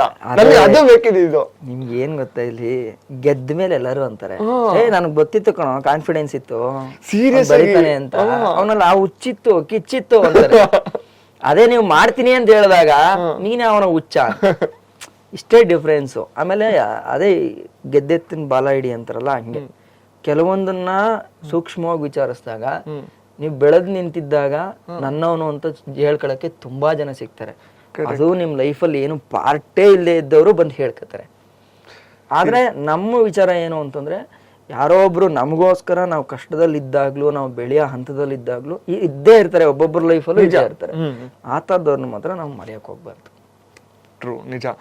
ಇವತ್ತು ಎಷ್ಟೊಂದು ಜನ ಏನ್ ಹೇಳ್ತಾರೆ ಗೊತ್ತಾ, ನನ್ನ ಯಾರಾದ್ರೂ ಕೇಳಿದ್ರೆ ವಿನಯ್ ಅಂತ ಕೇಳಿದ್ರೆ ನಮ್ಮ ಅಪಾರ್ಟ್ಮೆಂಟ್ ಅಲ್ಲಿ ಇರೋ ಹೇಳ್ತಾರೆ, ನಂಬಲ್ಲ ಅವ್ರಿ ನಾನು ನಮ್ಮ ಅಪಾರ್ಟ್ಮೆಂಟ್ ಅಲ್ಲಿ ಇದೆಯಾ ಅಂತಂದ್ರೆ ನಾನು ಫೋಟೋ ಎಲ್ಲ ತೋರಿಸ್ತೀನಿ, ಬಾ ನಿನ್ ಜೊತೆ ಸೆಲ್ಫಿ ತಗೊಂತೀನಿ.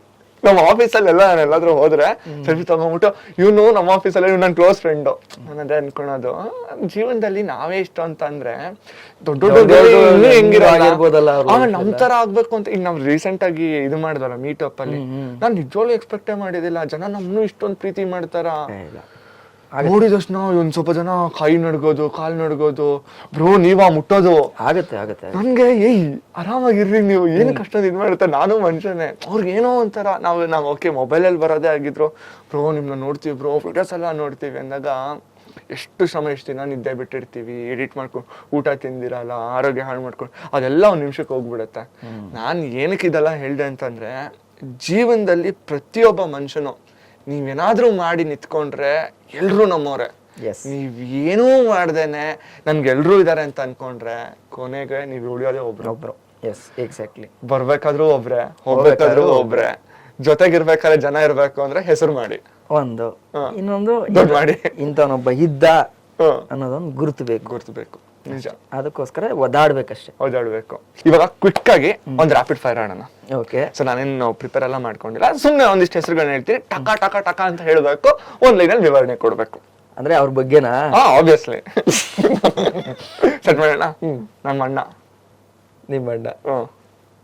ನಿಮ್ಮಣ್ಣ. ನನಗೆ ಕರೆಕ್ಟ್ ಆಗಿ ಬೇಕು. ಓಕೆ. ಟಿಪಿಕಲ್ ಕನ್ನಡಿಗ. ನನ್ ಶತ್ರು. ಹಾನೆಸ್ಟ್ ಆಗಿ ಹೇಳ್ಬೇಕು. ನಿಜ, ನನ್ ಶತ್ರು. ನಿಜ. ಆನೆಸ್ಟ್ ಬರ್ಲಿ, ಸುಳ್ಳು ಹೇಳಂಗಿಲ್ಲ ಅಂದ್ರೆ ಫಸ್ಟ್ ಹೇಳಿದೀನಿ. ಇಲ್ಲ ಬ್ರೋ, ನಿಜ ಶತ್ರುನೇ. ಮಗು ತರ ನೋಡ್ತಾರೆ ನನ್ನ. ಯಾಕೆ ನನ್ನ ಅಣ್ಣನ ಬಗ್ಗೆ ಈ ತರ ಅಲ್ಲ? ನನ್ ಶತ್ರು. ಅವ್ರು ನೋಡ್ತಾರೆ ಈ ವಿಡಿಯೋನ. ನೋಡ್ಲಿ, ಪಕ್ಕ ನೋಡ್ಲಿ. ಓಕೆ. ಆದ್ರೆ ನಮ್ ಶತ್ರುತ್ವ ಹೆಂಗೆ ಗೊತ್ತಾ? ಅದು ಗೊತ್ತಾಯ್ತು, ಬಾಂಧವ್ಯದ ಶತ್ರುತ್ವ, ಲಮ್ನೊಂದ್ ತರ ಶತ್ರುತ್ವ. ಓಕೆ, ಒಂದ್ ಹೇಳಿ, ನೀವ್ ಹೆಂಗ್ ಪರಿಚಯ ಆಗಿದ್ದು? ಯಾರೋ ನಾನು ಟಿಪಿಕಲ್ ಪರಿಚಯ ಆಗಿದ್ದೆ ಹೆಂಗೆ ಅಂತಂದ್ರೆ, ಸ್ವತಂತ್ರ ದಿನಾಚರಣೆದು ಒಂದು ರೈಡ್ ಮಾಡಿದ್ದೆ 2022 ಅನ್ಸುತ್ತೆ. 22 ನಲ್ಲಿ. Yes, exact. ಅವಾಗ ನಂದು ಟಿಪಿಕಲ್ದು ಮನೆ ಇದೆಯಲ್ಲ, ಅಲ್ಲಿಂದ ಮುಂಚೆ ನನ್ನ ಫ್ರೆಂಡ್ ಮನೆ ಇದ್ದಿತ್ತು, ರೂಮ್ ಇತ್ತು ಅಲ್ಲಿ. ನಾನು ಅಲ್ಟಿದ್ದು, ಅಲ್ಲಿಂದ ಶುರು ಮಾಡಿದ್ದು. ಹೋಗ್ಬೇಕಾದ್ರೆ ಕರುನಾಡು ಅಂತ ಬೋರ್ಡ್ ಇತ್ತಲ್ಲ, ನಾನು ಅದು ನೋಡೇ ಇರ್ಲಿಲ್ಲ. ಸಡನ್ ಆಗಿ ನೋಡಿದ್ನಲ್ಲ, ನಮ್ ಮೈಸೂರಲ್ಲಿ ಮೊದ್ಲೇ ಕನ್ನಡಾಭಿಮಾನ ತುಂಬಾ ಇದೆ, ಅದ್ರಲ್ಲೂ ನೋಡಿ ಯಾರೋ ಒಬ್ರು ಮನೆಗೆ ಕರುನಾಡು ಅಂತ ಅಂದ್ಬಿಟ್ಟು ಇಷ್ಟು ದೊಡ್ಡದಾಗಿ ಬೋರ್ಡ್ ಹಾಕ್ಸಿದಾರೆ. ಅಣ್ಣ ನೀವ್ ಯಾರಾಗಿರ್ಲಿ ಅಣ್ಣ, ತುಂಬಾ ಥ್ಯಾಂಕ್ಸ್ ನಿಮ್ಗೆ, ಹ್ಯಾಟ್ಸ್ ಆಫ್ ಅಣ್ಣ ಅಂತ ಅನ್ಬಿಟ್ಟು ಹೋಗಿದ್ದೆ. ಓಕೆ. ವ್ಲಾಗ್ ಅಲ್ಲಿ ಅವ್ರು ಅವಾಗ ಇನ್ನು ಯೂಟ್ಯೂಬ್ ಮಾಡ್ತಾ ಇದ್ದಿಲ್ಲ? ಇಲ್ಲ, ಅವ್ರು ಯೂಟ್ಯೂಬ್ ಅಲ್ಲಿ ಇದ್ರು, ಬಟ್ ಅವಾಗ ನನ್ ಜಾಸ್ತಿ ಇತ್ತು, ಅವ್ರದ್ದು ಕಡಿಮೆ ಇತ್ತು. ಇವನ್ ಇನ್ಸ್ಟಾ ಇದ್ರಲ್ಲಿ ಎಲ್ಲದ್ರಲ್ಲೂ ಇತ್ತು. ಸರಿ, ಅದನ್ನ ಹೇಳಿ ನಾನೇನ್ ಮಾಡಿದೆ, ಅದ್ರ ಮಾರನೇ ದಿನ ಅಲ್ಲೇ ಇದ್ದೆ. ಆಗಸ್ಟ್ 15 ಅಲ್ಲ ಅದು, ಫ್ಯಾನ್ಸ್ ಎಲ್ಲ ಅಂದ್ರೆ ಫ್ಯಾನ್ ಮೀಟ್ ಅಪ್ ತರ ಮಾಡಿದ್ದು. ಅವತ್ ನೈಟೇ ನಾನು ವಿಡಿಯೋ ಹಾಕ್ಬೇಕು ಬಂದ್ಬಿಟ್ಟು ವಿಡಿಯೋನು ಹಾಕ್ಬಿಟ್ಟಿದೀನಿ. ಸುಮಾರು ಕಮೆಂಟ್ಸ್ ಬಂತು, ಏ ಗುರು ಅದು ಟಿಪಿಕಲ್ ಕನ್ನಡಿಗ ಮನೆ, ನಿನಗ್ ಗೊತ್ತಿದ್ರು ಡವ್ ಮಾಡ್ತಿದ್ಯಾ? ಏ ಗುರು ಗೊತ್ತಿದ್ರಿ ಯಾಕೆ ಗುರು ಡವ್ ಮಾಡ್ಲಿ, ಅದು ಆತರ ಹೇಳ್ಕೊಂಡು ಹೋಗ್ಬೇಕಾ? ಹಂಗೆ ನಾನಂತೂ ಓಪನ್ ಹಾರ್ಟೆಡ್. ನನ್ಗೇನಾದ್ರು ನನ್ಗೆ ಇಷ್ಟ ಆಗ್ಬಿಡ್ತಾ ಒಂದ್ ವ್ಯಕ್ತಿ, ನಾನ್ ದ್ವೇಷ ಮಾಡೋನಂತೂ ಅಲ್ಲ, ಪ್ರೀತಿಯಿಂದ ಮಾತಾಡ್ಸ್ಬಿಡ್ತೀನಿ ಹೋಗಿ. ನಾನೇ ಪ್ರೀತಿಗಂತೂ ಶರಣು ನಾನು. ಅದ್ರ ದ್ವೇಷ ಮಾಡಿದ್ರೆ ರಿಟರ್ನ್ ನಾನು ದ್ವೇಷನೇ. ನಾನೇನ್ ಅಂತ ತುಂಬಾ ಒಳ್ಳೆಯವನು ಆತರ ಎಲ್ಲ ಏನಿಲ್ಲ. ನೀನ್ ಪ್ರೀತಿ ಕೊಟ್ರೆ ಪ್ರೀತಿ, ನೀನ್ ದ್ವೇಷ ಕೊಟ್ರೆ ಉಪೇಂದ್ರ ಅವ್ರ ಸ್ಟೈಲ್ ಅಲ್ಲಿ ಮನ್ಸಿಂದ ಸಾಯಿಸ್ಬಿಡೋದು ಅಷ್ಟೇ, ಇನ್ನೇನು ಯೋಚನೆ ಇಲ್ಲ. ಮನ್ಸಿಂದ ಸಾಯಿಸ್ಬಿಟ್ಟು ಸುಮ್ನೆ ಆಗ್ಬಿಡೋದು ಅಷ್ಟೇ ಮಾಡ್ತೀನಿ. ಅವಾಗ ಕಮೆಂಟ್ ಆಗ್ತದೆ, ನಾನೇ ಮೆಸೇಜ್ ಹಾಕ್ತೆ, ಟಿಪಿಕಲ್ ಕನ್ನಡಿಗ ಹುಡುಕ್ದೆ, ಬ್ರೋ ಈ ತರ ನಿಮ್ ಮನೆ ಬೆಳಗ್ಗೆ ಹೋಗ್ಬಿಟ್ಟು ಹಿಂಗ್ ಮಾಡಿದ್ದೆ, ನಿಮ್ ಫ್ಯಾನ್ಸ್ ಎಲ್ಲ ಕಮೆಂಟ್ ಮಾಡಿದ್ರು, ಖುಷಿ ಆಯ್ತು ನಂಗೆ ನಿಮ್ ಮನೆ ನೋಡಿ, ಇಷ್ಟ ಹೇಳಿದ್ದು. ಇನ್ನು ಚಾಟ್ ಇದೆ. ಆಮೇಲೆ ಅವರು ರಿಪ್ಲೈ ಮಾಡಿದ್ರು, ಜಿಮ್ಗೆಲ್ಲ ಹೋಗಿದ್ ಬಂದು, ಆಮೇಲೆ ಸರಿ ಬ್ರೋ ಸಿಗೋಣ ಅಂತಂದ್ರು. ಇದ್ರ ಮಾರನೇ ದಿನ ಆಯ್ತಾ. ಹಂಗೆ ನಾನು ಹೆಂಗಿದ್ರು ವಾಪಸ್ ಬೆಂಗಳೂರಿಗೆ ಬರ್ಬೇಕಿತ್ತು. ಅದೇ ರೋಡಲ್ಲಿ ಬಂದೆ, ಅಲ್ಲೇ ಅವ್ರನ್ನ ಮಾತಾಡ್ಸ್ಕೊಂಡೆ, ಮನೆಗೆಲ್ಲ ಕರ್ಕೊಂಡು ಹೋದ್ರು. ಖುಷಿ ಏನು ಅಂತಂದ್ರೆ, ಮನೆಗೆ ಹೋಗಿದ ತಕ್ಷಣ ಫಸ್ಟ್ ವೆಲ್ಕಮ್ ಮಾಡ್ತದೆ ಪಾರ್ಟಿ, ಒಳಗ್ ಕರೆದು ಅವಾಗ ಟಿಪಿಕಲ್ ಬ್ರೋ ಅವರು ಹೇಳಿ ಕಿರಣ್ ಬ್ರೋ ಹೇಳಿ ಅಂತ ಶುರು ಆಗಿ ಇವತ್ತು ಆಯಪ್ಪ ಹೋಗಪ್ಪ ಬಾರೋ ಹೋಗೋ ಅನ್ನೋ ಲೆವೆಲ್ಗೆ ಬಂದೈತೆ. ಅಂದ್ರೆ ಒಂದು ಬ್ಯೂಟಿಫುಲ್ ಬಾಂಡಿಂಗ್ ಒಂದು ಕನೆಕ್ಟ್ ಆಗಿದೆ. ಈಗ ಸದ್ಯಕ್ಕೆ ನಾನು ಏನೋ ಒಂದ್ ಸ್ವಲ್ಪ ಲೋಲ್ ಇದ್ದೆ ಫೀಲಿಂಗು. ಆ ಟೈಮಲ್ಲಿ ಏನೋ ಒಂದು ಹೊಸತ್ತು ಸಿಕ್ತಂಗಾಯ್ತು. ಆಮೇಲೆ ನಾನಂತೂ ಈಗ ನಾನು ಹೆಂಗೆ ಅಂದ್ರೆ ಹೌದು ಮಾತಾಡಿಸ್ತೀನಿ ನಿಮ್ ಜೊತೆ, ಬಟ್ ಆದ್ರೆ ಈ ಒಗ್ಗಟ್ಟಾಗಿರ್ಬೇಕು, ಮಾಡ್ಬೇಕು, ಎಲ್ಲಾರನ್ನೂ ಸೇರ್ಸ್ಬೇಕು ಅಂತ ಮೊದ್ಲಿಂದ ಟ್ರೈ ಮಾಡ್ದೆ. ಬಟ್ ಅದಾಗ್ಲಿಲ್ಲ. ಅದ್ರ ಮೇಲೆ ಕಾನ್ಫಿಡೆನ್ಸ್ ಹೋಯ್ತು, ಇಲ್ಲ ಆಗಲ್ಲ, ಇಲ್ಲೆಲ್ಲ ಸುಮ್ನೆ ಕಾಂಪಿಟೇಷನ್ ಇದೆ ಬೇಡ ಅಂತ ಅಂದ್ಬಿಟ್ಟು ಸುಮ್ನೆ ಇದ್ದಿದ್ದ ಟೈಮಲ್ಲಿ ಈಗ ಒಂದು ಒಳ್ಳೆ ಗ್ರೂಪ್ ಸಿಕ್ದಂಗಾಯ್ತು, ಒಂದು ಬಾಂಡ್, ಒಂದು ಯುನಿಟಿ. ಈಗ ನೋಡಿ ಇವತ್ತು ನಾವೆಲ್ಲರೂ ಚೆನ್ನಾಗಿದ್ದೀವಿ, ಒಬ್ರಿಗೊಬ್ರು ಕನೆಕ್ಷನ್ ಇದೆ ಅಂತಂದ್ರೆ ಹೇಳ್ದಂಗೆ ಆ ಯಪ್ಪ ನಮ್ಮನ್ನೆಲ್ಲರನ್ನೂ ಲಿಂಕ್ ಮಾಡಿಸ್ಕೊಂಡ್ ಬಂದಿದ್ದು. ಅಂದ್ರೆ ಒಬ್ಬರ ಬಗ್ಗೆ ಹೇಳೋದಿದೆ ಗೊತ್ತಾ, ಈಗ ನಿಮ್ ಬಗ್ಗೆ ಹೇಳೋದಾಗ್ಲಿ, ನಾನ್ ನಿಮ್ಮನ್ನ ಯೋಚನೆ ಮಾಡಿದ್ ಬೇರೆ ತರ, ರಗಡ್ ಬಾಯಿ ವ್ಯಕ್ತಿಗಳು ಹೇಳೋ ರೀತಿ ಇದೆಯಲ್ಲ. ಈಗ ಟಿಪಿಕಲ್ ನಿಮ್ ಬಗ್ಗೆ ಹೇಳ್ಬೇಕಾದ್ರೆ ಏ ಅಪ್ಪ ಒಳ್ಳೆ ಮನುಷ್ಯ ಅಂತ ಆ ಮೆನ್ಷನ್ ಮಾಡೋ ಒಂದು ಟ್ಯಾಗ್ ಕೊಟ್ಟಾಗ ಇರುತ್ತೆ ಗೊತ್ತಾ, ಅದ್ರ ಮಾರ್ನೆಗ್ ನೀವು ಸಿಕ್ಕಿದಾಗ ನಾನೇನ್ ಮಾಡ್ದೆ, ತಲೆಯಲ್ಲಿ ಅದೊಂದು ಪಾಯಿಂಟ್ ಇರುತ್ತೆ ನನ್ನ ಹತ್ರ, ಬ್ರೋ ಅಂತ ಅನ್ಬಿಟ್ಟು ನಾನೇ ಮಾತಾಡೋದು. ಯಾಕಂದ್ರೆ ನನಗೊಂದು ಕಾನ್ಫಿಡೆನ್ಸ್ ಇರುತ್ತೆ, ಅವ್ರು ರೆಫರೆನ್ಸ್ ಕೊಟ್ಟಿರ್ತಾರೆ, ಮೇ ಬಿ ರೆಸ್ಪಾನ್ಸ್ ಮಾಡ್ತಾರೆ ಅಂತ. ಒಂದೊಂದ್ ಕಡೆ ನನಗೆ ಅದು ಫೀಲ್ ಆಗ್ಬಿಟ್ಟಿದೆ, ನನ್ನನ್ನು ಅವ್ರಿಗೆ ಗೊತ್ತಿರುತ್ತೆ, ಬಟ್ ನಾನು ಹೋಗಿ ಮಾತಾಡ್ಸು ಅಂತಂದ್ರೆ ಒಂಥರ ಯಾರ ಮನ್ಸಲ್ಲಿ ಏನಿರುತ್ತೆ ಹೇಳಕ್ಕಾಗಲ್ಲ. ಆತರ ತುಂಬಾ ಅಬ್ಸರ್ವ್ ಮಾಡ್ಬಿಟ್ಟಿದೀನಿ, ಯಾರ ಹತ್ರನೂ ಹೋಗಲ್ಲ. ಬಟ್ ಆ ರೆಫರೆನ್ಸ್ ಇದೆಯಲ್ಲ, ಅದು ನೋಡಿ ನಮ್ಮನ್ನೆಲ್ಲ ಈ ತರ ಒಟ್ಟಿಗೆ ಸೇರಿಸ್ತು. ಸೂಪರ್, ಅದು ದೊಡ್ಡ ಗುಣ ಟಿಪಿಕಲ್ ಅವ್ರದ್ದು. ದೊಡ್ಡ ಗೇಟ್ ಗುಣ ಎಲ್ಲ ಇಲ್ಲ, ಗುಣ ಅಷ್ಟೇ, ಅವೆಲ್ಲ ಸೀನ್ ಇಲ್ಲ, ಅದೆಲ್ಲ ನಾನೆಲ್ಲ ಹೇಳಲ್ಲ ನಾನು. ಓಕೆ ಬಿಡಿ, ಈಗ ನನ್ ಬಗ್ಗೆ ಹೇಳಿ, ನಾನು ಫುಲ್ ರಗಡಾಗಿ ಹೆಂಗ್ ಕಾಣಿಸ್ತೇನೆ ನಿಮ್ಗೆ?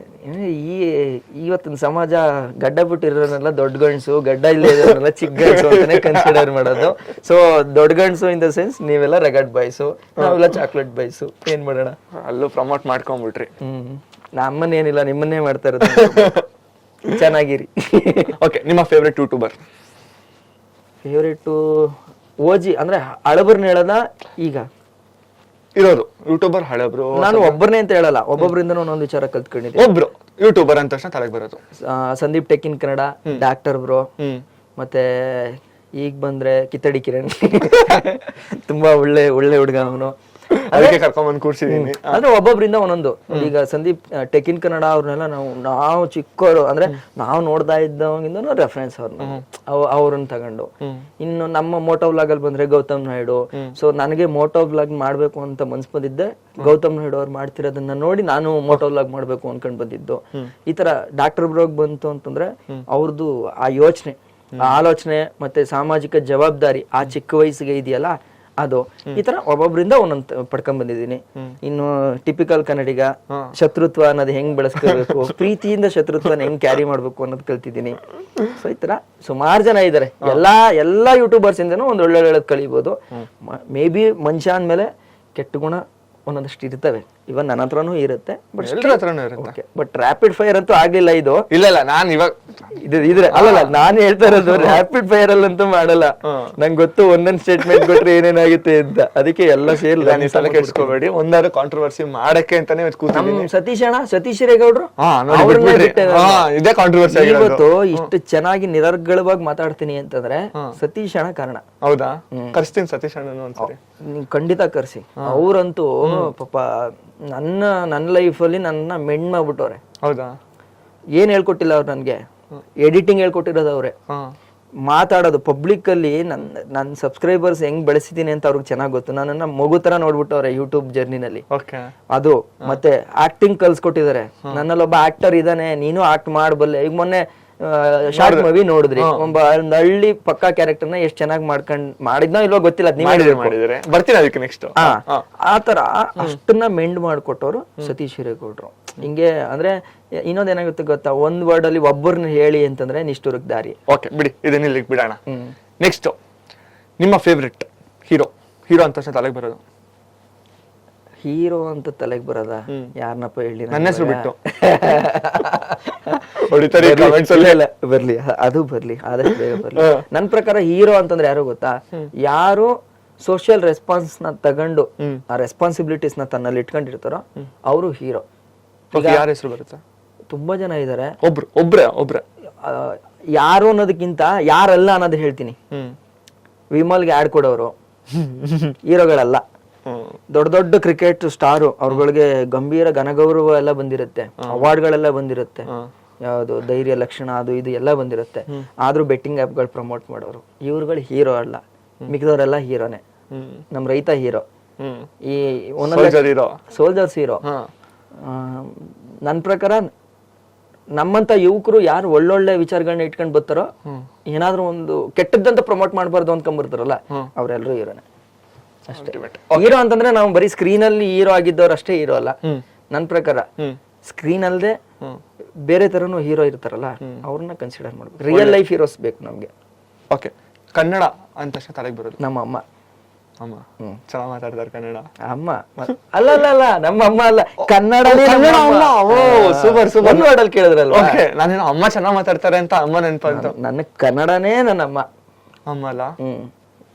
ನಂಗೆ ನೆಟ್ಟಿಗೆ ಬರೋ ಭಾಷೆ ಅಂದ್ರೆ ಅದು ಒಂದೇ. ಇಲ್ಲ, ನನಗ್ ಬೇಜಾನ್ ಬರುತ್ತೆ ಎಲ್ಲದನ್ನು ಬರೆಯಕ್ಕೆ ಓದಕ್ಕೆ.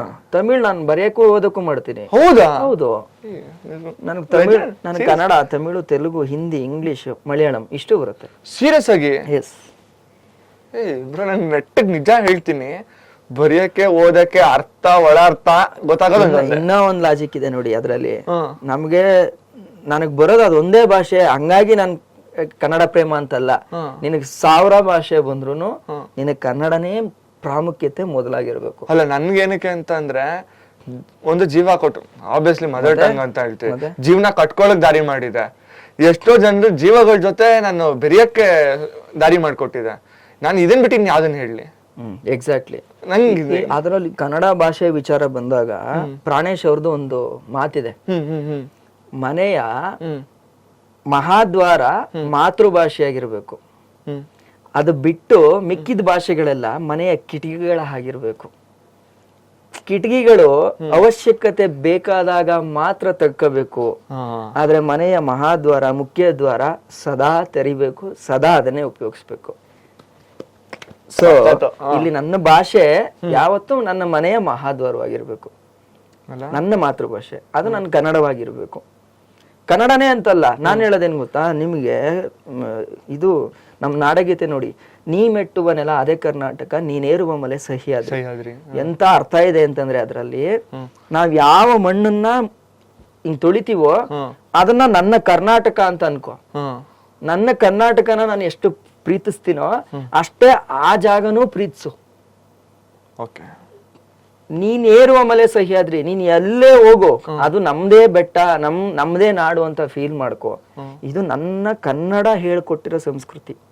ನೀವು ಯೂಶುವಲಿ ನೋಡಿ, ಕನ್ನಡದವ್ರು ಯಾರು ಇನ್ನೊಬ್ರಿಗೆ ಈಸಿಯಾಗಿ ಹರ್ಟ್ ಮಾಡಕ್ ಹೋಗಲ್ಲ. ಅದು ಭಾವನೆಗಳ ವಿಚಾರ, ಭಾಷೆಗಳ ವಿಚಾರದಲ್ಲಿ. ಯಾವಾಗ ಟ್ರಿಗರ್ ಆಗೋದು ಅಂತಂದ್ರೆ, ಎದುರುಗಡೆ ಇರೋನು ನಮ್ಮ ಭಾಷೆಗೆ ಅಥವಾ ನನ್ನ ನೆಲಕ್ಕೆ ಬೆಲೆ ಕೊಡದೆ ಇದ್ದಾಗ ಟ್ರಿಗರ್ ಆಗುತ್ತೆ. ಅದು ರೇರ್ ಕೇಸು, ನಾನ್ ನೋಡಿರಂಗೆ rare case. If in case ಎದುರುಗಡೆ ಇರೋನು ನನ್ನ ಭಾಷೆನ ಅವಮಾನ ಮಾಡ್ತಾ ಇದ್ದಾನೆ ಅಂತಂದ್ರೆ ಒಂದ್ ಸ್ವಲ್ಪ ತಾಳ್ಮೆಯಿಂದ ಇರಿ. ಯಾಕೆ ಗೊತ್ತಾ, ಅದು ಅವನ ಹಿರಿಕರು ಅವನಿಗೆ ಹೇಳ್ಕೊಟ್ಟಿರೋ ಸಂಸ್ಕೃತಿ. ನಾನು ವಾಪಸ್ ಆಗ್ಬಿಡ್ಬಾರ್ದು. ಯಾಕೆ ಹೇಳಿ, ನನ್ನ ಹಿರಿಕರು ಹೇಳ್ಕೊಟ್ಟಿರೋ ಸಂಸ್ಕೃತಿ ಏನು, ಇನ್ನೊಬ್ರ ಸಂಸ್ಕೃತಿನ ಅವಹೇಳನ ಮಾಡಬೇಡ ಅಂತ. Valid point. ಇದು ಕನ್ನಡ. ಕನ್ನಡದ ಬಗ್ಗೆ ನನಗೆ ತುಂಬಾ ಕ್ಲಾರಿಟಿ ಇದೆ. ಇವತ್ತು ನಮ್ಮೂರು, ನಮ್ದು ಚಾಮರಾಜನಗರ ಡಿಸ್ಟಿಕ್. ನಮ್ಮ ಚಾಮರಾಜನಗರ ಜಿಲ್ಲೆನ ಯಾಕೆ ಖುಷಿ ಪಡ್ತೀನಿ ಅಂತಂದ್ರೆ, ನಾನು ನೀವು ಯೂಶುವಲಿ ಕರ್ನಾಟಕದ ಬೇರೆ ಎಲ್ಲಾ ಬಾರ್ಡರ್ಗಳನ್ನ ನೋಡಿ, ಯಾವ ಬಾರ್ಡರ್ ಅಲ್ಲಿ ಬೇರೆ ರಾಜ್ಯ ಇರುತ್ತೋ ಆ ರಾಜ್ಯದ ಭಾಷೆಯ ಸೆಲೆ ಇರುತ್ತೆ. ಕರೆಕ್ಟ್. ಆದ್ರೆ ನಮ್ಮ ಚಾಮರಾಜನಗರದಲ್ಲಿ ಈ ಕಡೆ ತಮಿಳ್ನಾಡಿದೆ, ಈ ಕಡೆ ಕೇರಳ ಇದೆ. ಅಷ್ಟು ಇದ್ರೂ ಚಾಮರಾಜನಗರದ ಸೊಗಡಿನ ಬಿಟ್ಟು ಕೊಡದೆ ಇರ್ತಕ್ಕಂತ ಜಿಲ್ಲೆ ನಂದು. ನಮ್ ಭಾಷೆನ ಅಲ್ಲಿ ಏನ್ ಗೊತ್ತಾ, ನಮ್ ಜನಕ್ಕೆ ಕನ್ನಡ ಒಂದು ಅದ್ಭುತವಾಗಿ ಗೊತ್ತು, ಸೊಗಡಿನ ಕನ್ನಡ ಗೊತ್ತು, ಅಣ್ಣವ್ರು ಮಾತಾಡ್ತಾರಲ್ಲ ಆ ಕನ್ನಡ. ಅದ್ ಬಿಟ್ರೆ ಬೇರೆದ್ ಅಷ್ಟು ಬರಲ್ಲ. ನೀನ್ ಯಾರೇ ಬಂದ್ರು ಹೊರಗಡೆಯಿಂದ ಬರೋನು, ಅವ್ನು ಕಡ್ಡಾಯವಾಗಿ ನಮ್ ಭಾಷೆ ಕಲಿಲೇಬೇಕಲ್ಲಿ. ಆ ಅನಿವಾರ್ಯನ ಸೃಷ್ಟಿ ಮಾಡುತ್ತೆ. ಈಗ ಯಾರೊಬ್ರು ಸೇಟು ಬರ್ತಾರೆ ಕೆಲಸ ಮಾಡಕ್ಕೆ, ಇದ್ಯಾಕೆ ಅವ್ರೇನಾದ್ರು ಹಿಂದಿಲ್ ಮಾತಾಡೋದು, ಇದ್ಯಾಕೆ ಸಿಟ್ಟು ಹಿಂದಿಲ್ ಮಾತಾಡ್ತೀಯಾ, ಮಾತಾಡು, ನೀ ಏನ ಮಾತಾಡೋದು ನಮ್ಗೆ ಅರ್ಥ ಆಗೋದಿಲ್ಲ ಕಣ ಅಂತಾರೆ. ಸೊ ಬರೋನು ಆ ಅನಿವಾರ್ಯತೆ ಸೃಷ್ಟಿ ಮಾಡಿದ್ರೆ ಆಟೋಮೆಟಿಕಲಿ ಅವನು ಕನ್ನಡ ಕಲಿತಾನೆ. Okay, super. Next, favourite sport ಅಂತ ಬಂದ್ರೆ ಚೆಸ್. ಚೆಸ್ ಆಡ್ತೀರಾ? ಆದ್ರೆ ಅಷ್ಟಿಲ್ಲ, ನನಗೆ ಅದು ಇಷ್ಟ ಬಿಟ್ಟು ಬೇರೆ ಸ್ಪೋರ್ಟ್ಸ್ ಎಲ್ಲ ನಾವು ಒಂದ್ಸರಿ ಆಡೋಣ ಅಷ್ಟೇ. ಖಂಡಿತ, ಪಕ್ಕ. ಓಕೆ, ಇವಾಗ ಲೈಕ್ ಇನ್ಫ್ಲೂಯೆನ್ಸರ್ಸ್, ಕನ್ನಡ ಇನ್ಫ್ಲೂಯೆನ್ಸರ್ಸ್ ಅಲ್ಲಿ ಹುಡುಗಿರಲ್ಲಿ ಯಾರಿಷ್ಟ? ಅವಾಗೇ ಸಿಕ್ಕಾಕೊಂತಾನೆ ಅಲ್ಲ ಕಳ್ಳ. ಹುಡುಗಿರಲ್ಲಿ ಗುಲ್ಮೋಹರ್ ಅಂತ ಒಂದು ಹುಡುಗಿ ಇದೆ, ಕುಶಾಲ್ ನಗರದವರು. ಹೌದಾ? ಗುಲ್ಮೋಹರ್ ಅಂತ. ಯಾಕ ಆ ಹುಡುಗಿ ನಂಗೆ ಇನ್ಫ್ಲೂಯೆನ್ಸರ್ ಆಗಿ ಇಷ್ಟ ಅಂತಂದ್ರೆ, ಇವತ್ ನೀವು ನೋಡ್ತಾ ಇರ್ಬೋದು, ಹುಡುಗಿ ಒಬ್ಳು ಫೇಮಸ್ ಆದ್ಲು ಅಂದ ತಕ್ಷಣನೇ ಯಾವ ತರ ಹೇಳ್ತಾರೆ ಹೇಳಿ ಜನ, ಬೇರೆ ತರ ಈ ಲೈಕ್ಸ್ಗೋಸ್ಕರ ಏನೋ ಮಾಡಿ ತಗೊಂಡ್ಬಿಟ್ರು, ಎಕ್ಸ್ಪೋಸ್ ಮಾಡಿದ್ಲು, ಹಂಗೆ ಹಿಂಗೆ ಬರೀ ಕ್ರಿಂಜ್ ಕಂಟೆಂಟ್ ಕೊಟ್ರು, ಈ ತರ ಎಲ್ಲ ಇರುತ್ತೆ. ಬಟ್ ಆದ್ರೆ ಆ ಹುಡುಗಿ ಪ್ರೊಫೈಲ್ನ ನೀವು ತೆಗೆದು ನೋಡಿ, ಲೈಬ್ರರಿಯನ್ದಕ್ಕೇನೋ ಓದಿರೋದು ಅವ್ರು, ಆಯ್ತಾ, ಮಾಸ್ಟರ್ಸ್ ಇನ್ ಲೈಬ್ರರಿ ಬರುತ್ತಲ್ಲ ಆ ಕೋರ್ಸ್ ಓದಿರೋದು. ಬುಕ್ಕಿನ ಮೇಲೆ ಒಲವು ಬರ್ಬೇಕು ನಿಮ್ಗೆ, ಪುಸ್ತಕಗಳ ಮೇಲೆ ಒಲವು ಬರ್ಬೇಕು, ಆ ತರದ ಪೋಸ್ಟ್ಗಳು. ಹೌದಾ? ಇನ್ನೊಂದ್ಸರಿ ಹೇಳ್ಬಿಡಿ. ಗುಲ್ಮೊಹರ್ ಅಂತ, ಡೆಫಿನೆಟ್ ಆಗಿ ನಾನು ಫಾಲೋ ನಂದಿನಿ ಮಹಾದೇವಿ ಅಂತ ಇದೆ, ಬೇಕಾದ್ರೆ ನೋಡಿ. ನಾನ್ ನೋಡಿ ಇವತ್ತು ನನಗೂ ಇಷ್ಟು ಜನ ಫಾಲೋವರ್ಸ್ ಇದಾರೆ. ನಾನು ನಿರರ್ಗಳವಾಗಿ, ನೀವು ಅದು ಈ ಕ್ವಶನ್ ನನ್ಗೆ ಯಾರು ಕೇಳಿರ್ಲಿಲ್ಲ, thanks for the good question. ಆ ಕ್ವಶನ್ಗೋಸ್ಕರ ನಾನು ಹೇಳಿದ್ದು, ಒಂದ್ ಪುಸ್ತಕದ ಮೇಲೆ ಪ್ರೀತಿ ಬರ್ಬೇಕು, ಆಮೇಲೆ ಆ ಒಂದು ನಮ್ದು ಕರ್ನಾಟಕದೊಂದು ಇದಿರುತ್ತೆ ಗೊತ್ತಾ, ಒಂದ್ ಹುಡುಗಿ ಅಂತಂದ್ರೆ ಸ್ಯಾರಿ. ನೀವು ಯಾವ್ದೇ ಆಂಗಲ್ ಇಂದ ನೋಡಿದ್ರು ಆ ಹುಡುಗಿನ ಒಂದ್ ದೇವತೆಯಾಗಿ ನೀವು ಕನ್ಸಿಡರ್ ಮಾಡ್ಬೇಕು, ನಮ್ಮ ಕನ್ನಡದ ದೇವತೆ ತರ. ಸಿಂಗಲ್ ಹುಡುಗಿ ಆ ಫೀಲು ಗೊತ್ತಿಲ್ಲ. ಇವಾಗ ಕಮೆಂಟ್ಸ್ ಅಲ್ಲಿ ಬರುತ್ತೆ. ಅದೇನಿಲ್ಲ, ಆತರ ಎಲ್ಲ ಏನಿಲ್ಲ. ಹಂಗೇನಾದ್ರು ಹಂಗೇನಾದ್ರು ತಪ್ಪಿದ್ದಿದ್ರೆ ಮೇ ಬಿ ನಾನು ಇದನ್ನ ಬಾಯನೇ ಬಿಡ್ತಿರ್ಲಿಲ್ಲ ಅನ್ಸುತ್ತೆ. ಅಲ್ಲ, ಅದಕ್ಕೆ ವಿಚಾರ ಒಳ್ಳೇದಿದೆ, ಖಂಡಿತವಾಗ್ಲೂ ಫಾಲೋ ಮಾಡಿ, ತಪ್ಪೇನಿಲ್ಲ. ನಾನು ಫಾಲೋ ಮಾಡ್ತೀನಿ. ಸೊ ಯಾರ್ಯಾರಿಗೆ ಬುಕ್ಸ್ ಮೇಲೆ ಇಂಟ್ರೆಸ್ಟ್ ಇದೆ, ಇದು ಇಂಟ್ರೆಸ್ಟ್ ಬರಬೇಕು, ನೀವು ಫಾಲೋ ಮಾಡಿ ಖಂಡಿತ. ಓಕೆ, ಲಾಸ್ಟ್ ರಾಪಿಡ್ ಫೈರ್ ಅಲ್ಲಿ ನಾವೆಲ್ಲರೂ ಒಬ್ಬರನ್ನ ನೋಡ್ಕೊಂಡು, ಓಕೆ ನಾವ್ ಇವ್ರ ತರ ಆಗ್ಬೇಕು, ಇಲ್ಲ ಇವ್ರ ತರ ಬೆಳಿಬೇಕು, ಇಲ್ಲ ಇವ್ರ ತರ ಇರ್ಬೇಕು, ಇವ್ರಲ್ಲಿರೋ ಒಂದು ಇಷ್ಟು ಕ್ವಾಲಿಟೀಸ್ಗಳನ್ನ ಅಡಾಪ್ಟ್ ಮಾಡ್ಕೊಬೇಕು ಅಂತ ಒಂದಿಷ್ಟು ಜನಗಳು ಇರ್ತವೆ. ಈಗ ಹೇಳ್ಬಿಡಿ ಒಬ್ಬೊಬ್ರು ನಾನು ತಗೊಂತೀನಿ ಅಂತ ಹೇಳಿ, ಅದು ಸ್ಮಾರ್ಟ್ ಆನ್ಸರ್ ನಂಗೆ. ಓಕೆ, ಯಾರಲ್ಲಿ most of the things okay ನಾನು ಇವ್ರು ನೋಡಿ ಇದನ್ನೆಲ್ಲ ಅಳವಡಿಸ್ಕೊಬೇಕು ಅಂತ ನೀವು ಒಬ್ಬ ಪರ್ಸನ್ ನೋಡಿ ಇನ್ಸ್ಪೈರ್ ಆಗೋದು, ಇಲ್ಲ ಇಂಪ್ರೆಸ್ ಆಗೋದು ಯಾರು ಇದ್ರೆ ಒಬ್ರ ಹೆಸರು. ಅದೇ it can be men or women. Yash ಹಠ, ಏನಾದ್ರೂ ಮಾಡ್ಬೇಕು ಅನ್ನೋ ಹಠ ಇದೆಯಲ್ಲ ಅದು. ಇದು ರ್ಯಾಪಿಡ್ ಫೈರ್ ನಿಲ್ಸಕ್ಕಾಗಲ್ಲ, ಹೇಳಿ ಪರವಾಗಿಲ್ಲ. ಇದು ಅದೇ ಒಬ್ಬೊಬ್ಬರಿಂದ ಒಂದೊಂದು ತಗೊಂಬಹುದು. ಬಟ್ ಆದ್ರೆ ಈಗ ಬೆಳಿತಾ ಇರೋ ಹಂತದಲ್ಲಿ ಇರೋದ್ರಿಂದ ಮೇ ಬಿ ಯಶ್ ಅವ್ರ ಕಡೆಯಿಂದ ಈ ಹಠನ್ ತಗೊಂಬಹುದು. ನಾನು ಅವ್ರನ್ನ ನೋಡಿ ಒಂದ್ ಸ್ವಲ್ಪ ಬೆಳಿಲೇಬೇಕು, ನನ್ ಮಗನ್ ಛಲ ಬಿಡ್ಲೇಬಾರ್ದು, ಏನಾದ್ರು ಒಂದ್ ಆಗ್ಲೇಬೇಕು. ಅವ್ರದೊಂದ್ ಡೈಲಾಗ್ ಇದೆ ಗೊತ್ತಾ ಸರ್, ಈ ಕಡೆ ನಿಂತ್ಕೊಂಡ್ ನೋಡಿದ್ರೆ ಗಾಂಧಿನಗರ, ಈ ಕಡೆ ನಿಂತ್ಕೊಂಡ್ ನೋಡಿದ್ರೆ ಮೈಸೂರು, ಇಷ್ಟೇ ನಮ್ದು ಜೀವನ. ನಾನು ಈ ಕಡೆ ನೋಡಿ ಯೂಟ್ಯೂಬ್, ಆ ಕಡೆ ನೋಡ್ರೆ ಫಿಲಂ, ಈ ಕಡೆ ನಿಂತ್ಕೊಂಡ್ರೆ ಚಾಮರಾಜನಗರದ ಉಗ್ಗಿ ನನ್ನ ಹಳ್ಳಿ, ಅಲ್ಲೇ ಇರ್ಬೇಕಾ, ಇಲ್ಲ ಈ ಕಡೆಗೆ ಬಂದ್ರೆ ಏನಾರು ಒಂದ್ ದೊಡ್ಡದ್ ಮಾಡ್ಬೇಕಾ, ಅಷ್ಟೇ. ಓಕೆ, ಸೊ ಇವಾಗ ಲಾಸ್ಟ್ ನಾನು ಇನ್ನೊಂದ್ ಎರಡೇ ಪ್ರಶ್ನೆ ಕೇಳೋದು, ಜಾಸ್ತಿ ಹೇಳಕ್ ಹೋಗಲ್ಲ. ಸೊ ಗೊತ್ತಿರಂಗೆ ಯೂಟ್ಯೂಬರು, ಸಿಂಗರು, ಆರ್ಟಿಸ್ಟ್, ಸಿನಿಮಾದಲ್ಲಿ ಮಾಡಿದೀರಾ, ಸೀರಿಯಲ್ಗಳಲ್ಲಿ ಮಾಡಿದೀರಾ. ಸೊ ನನಗೆ ಫಸ್ಟ್ ನಿಮ್ಮ ಧ್ವನಿಯಲ್ಲಿ ಒಂದ್ ಚಿಕ್ಕ 1-2 ಸಾಲು ಜನಪದನೋ ಅಲ್ಲ ಫಿಲಂ ಹಾಡು ನಿಮ್ ಫೇವ್ರೆಟ್ ಹಾಡಿ ಅದು? ಮಾದೇಶ್ವರಂದು ಹಾಡ್ಬಿಡಿ, ಲಿರಿಕ್ಸ್ ತೆಗಳಿ ನೋಡೋಣ. ಸೊ ಫಸ್ಟ್ ಟೈಮು ಕಿತಾಡಿ ಕಿರಣ್ ಯಾರು ಹಾಡ್ಸಿದಾರಾ? ಚಿಕ್ಕ ವಯಸ್ಸಲ್ಲಿ ಆಡ್ತಾ ಇದ್ದೆ, ಈಗ ಕಡಿಮೆ ಆಗ್ಬಿಟ್ಟಿದೆ. ನೋಡಿ, ಅಲ್ಲ ಈ ತರ ಯಾವ್ದಾದ್ರು ಇಂಟರ್ವ್ಯೂಸ್ ಅಲ್ಲಿ ಏನಾದ್ರು ಇಲ್ಲ ಇದೇ ಫಸ್ಟ್. ಓಕೆ, ಫಸ್ಟ್ ಟೈಮ್ ನಮ್ಮ ಚಾನೆಲ್. ಆಕ್ಚುಲಿ ನನ್ನ ಹೆಸರು ಕೇಳ್ತಾರಲ್ಲ, ಕಿತ್ತಡಿ ಕಿರಣ್ ಅಂದ್ರೆ ಏನು ಅಂತ. ಆ ಕಿತ್ತಡಿ ಎಲ್ಲಿ ಬಂತು ಗೊತ್ತಾ? ಈ ಹಾಡಲ್ಲಿ ಬರುತ್ತೆ. ಕಿತ್ತಾಳೆ ಹಣ್ಣ ತಂದಿಯು ನೀ ಮಾದೇವ್ನ್ಗೆ, ಕಿತ್ತಾಡಿ ಬರುವ ಪರುಸೆಗೆ, ಮಾದೇವ ನಿಮ್ಮ ಸೋಜುಗಾದ ಸೂಜು ಮಲ್ಲಿಗೆ, ಮಾದೇವ ನಿಮ್ಮ ಮಂಡೆ ಮ್ಯಾಲೆ ದುಂಡು ಮಲ್ಲಿಗೆ. ಬೆಟ್ಟತ್ ಕಂಡು ಹೊಂಟೋರ್ಗೆ ಹಟ್ಟಿ ಹಂಬಲವ್ಯಾಕೆ, ಬೆಟ್ಟದ ಮಾದೇವ ಗತಿ ಎಂದು ಮಾದೇವ ನೀವೇ. ಬೆಟ್ಟತ್ ಕಂಡು ಹೋಗೋರ್ಗೆ ಹಟ್ಟಿ ಹಂಬಲವ್ಯಾಕೆ, ಬೆಟ್ಟದ ಮಾದೇವ ಗತಿ ಎಂದು ಮಾದೇವ ನಿಮ್ಮ ಸೋಜುಗಾದ ಸೂಜು ಮಲ್ಲಿಗೆ, ಮಾದೇವ ನಿಮ್ಮ ಮಂಡೆ ಮ್ಯಾಲೆ ದುಂಡು ಮಲ್ಲಿಗೆ.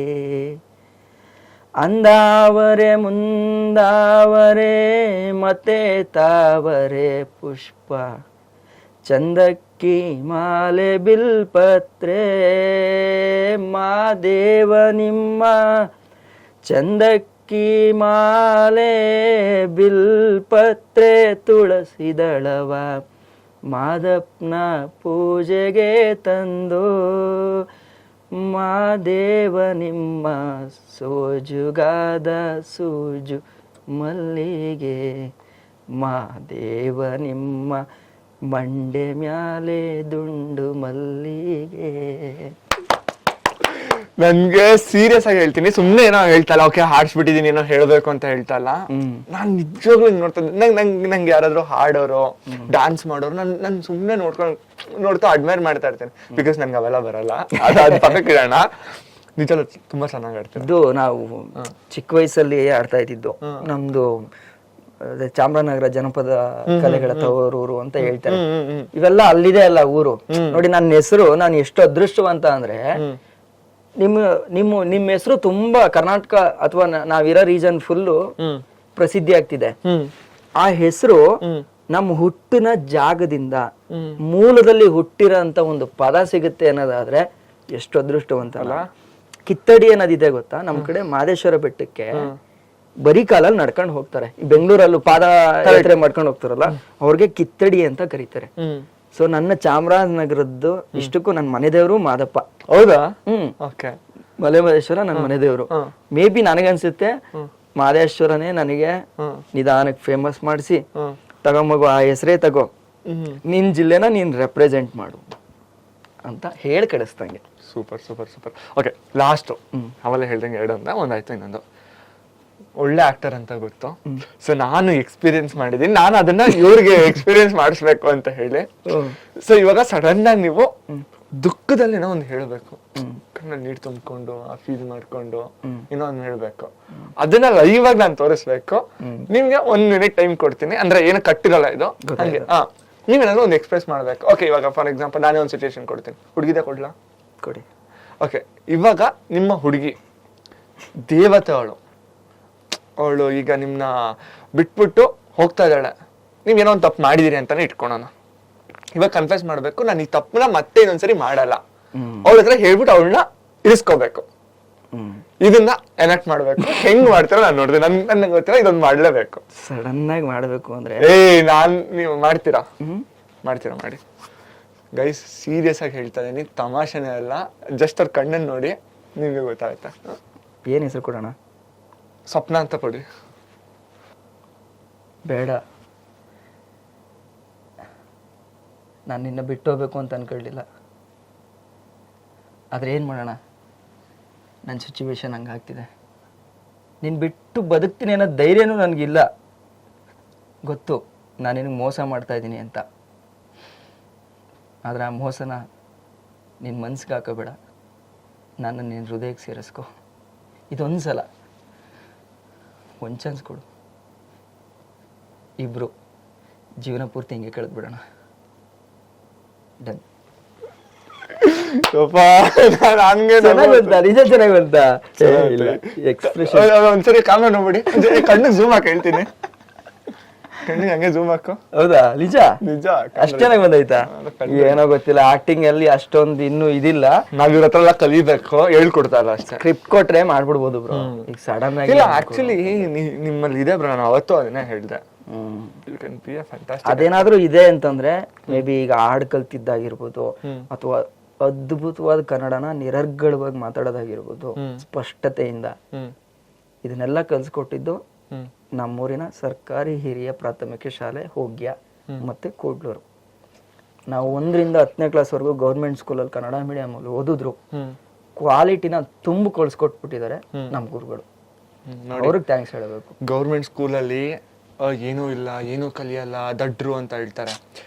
ಜೀವನನ ಹೆಂಗೆ ನಡೆಸ್ಬೇಕು ಹೇಳ್ಕೊಡೋದೇ ಗೌರ್ಮೆಂಟ್ ಸ್ಕೂಲ್. ಹೌದು ಹೌದು, ಎಕ್ಸಾಕ್ಟ್ಲಿ. ಜೀವನ ಕಟ್ಕೊಳ್ಳೋದು ಎಲ್ಲ ಇದ್ದು ಬದುಕೋದಲ್ಲ, ಏನೂ ಇಲ್ದೆ ಬದುಕೋದು ಹೆಂಗೆ ಅಂತ ಕಲಿಯೋದೇ ಗೌರ್ಮೆಂಟ್ ಸ್ಕೂಲಲ್ಲಿ.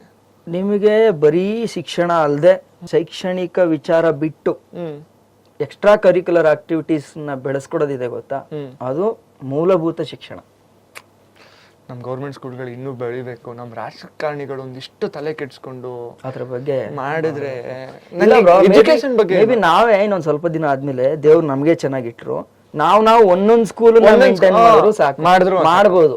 ದೇವ್ರು ಪುಣ್ಯಕ್ಕೆ ಈಗ ಹೇಳ್ತಾ ಇದೀವಲ್ಲ, ಆತರ ನಮ್ಮನ್ನ ದಷ್ಟಪುಷ್ಟವಾಗಿ ಮಾಡ್ಲಿ. ಕರೆಕ್ಟ್. ರಾಘವೇಂದ್ರ ಸ್ವಾಮಿ ಇಲ್ಲೇ ಇದಾರೆ, ನೋಡೋಣ ಮಾಡ್ತಾರೆ. ಓಕೆ ಬ್ರೋ, ನಿಜ ಹೇಳ್ತೀನಿ ಹಾನೆಸ್ಟ್ ಆಗಿ, ನನಗಂತೂ ಸಿಕ್ಕಾಪಟ್ಟೆ ಖುಷಿ ಆಯ್ತು, ಸಿಕ್ಕಾಪಟ್ಟೆ ಇಷ್ಟ ಆಯ್ತು. ಫಾರ್ಮಲ್ ಆಗೆಲ್ಲ ನೋಡಿ ಬೊಕ್ಕೆ ಕೊಟ್ಬಿಟ್ಟು ಗಿಫ್ಟ್ ಕೊಟ್ಬಿಟ್ಟು ಅವೆಲ್ಲ ಇಲ್ಲ. ಒಂದೇನ್ ಹೇಳ್ಬೋದು ಅಂತ ಅಂದ್ರೆ, ಏನೇ ಕಷ್ಟ ಇದ್ದಾಗ ಒಂದ್ ಫೋನ್ ಹಾಕಿ. ಖಂಡಿತ ನೀವು ಅಷ್ಟೇ, ಏನಾರಿದ್ರು ಹೇಳಿ. ಡೆಫಿನೆಟ್ ಆಗಿ ಮಾಡೋಣ. ಈಗ ಮೊದ್ಲು ಹೆಂಗೆ ನಿಮ್ಗೆ ಕನ್ನಡ ಇಂಡಸ್ಟ್ರಿ ಅಂತಂದ್ರೆ ಫಿಲಂ ಇಂಡಸ್ಟ್ರಿನ ಒಂಥರ ನೋಡ್ತಾ ಇದ್ರು, ಒಂಥರ ಅಂಡರ್ ರೇಟೆಡ್ ತರ. ಬಟ್ ಇವತ್ತು ಕನ್ನಡದಲ್ಲಿ ಯಾವ್ದಾದ್ರು ಒಂದು ಫಿಲಂ ಬರುತ್ತೆ ಅಂತಂದ್ರೆ ನೋಡ್ತಾರೆ, ತಿರುಗಿ ನೋಡ್ತಾರೆ. ಈಗ ಮೊನ್ನೆ ಇಂಟರ್ನ್ಯಾಷನಲ್ ಲೆವೆಲ್ ಅಲ್ಲಿ ಕನ್ನಡ ಫಿಲಮ್ ಅವಾರ್ಡ್ ತಗೊಂಡಿದ್ದೆ, ಕಿರುಚಿತ್ರ. ಚಿದಾನಂದ್ ಅಂತ ಮೈಸೂರು ಟೀಮು, ಹೌದಾ? ಕರಿಮಣಿ ಮಾಲೀಕ ಸೀರಿಯಲ್ ಅಶ್ವಿನ್, ಮತ್ತೆ ವಿಕಿಪೀಡಿಯಾ ಅವ್ರ ಜೊತೆ ಇನ್ನೊಬ್ರು ಇರ್ತಾರಲ್ಲ, ಅವ್ರೆಲ್ಲರೂ ಆಕ್ಟ್ ಮಾಡಿರೋದು ಅದ್ರಲ್ಲಿ. ಖುಷಿ ಆಗತ್ತೆ. ನಮಗ್ ಗೊತ್ತಿರೋ ಟೀಮು, ನಮಗ್ ಗೊತ್ತಿರೋರೇ ವರ್ಕ್ ಮಾಡಿರೋ ಟೀಮು.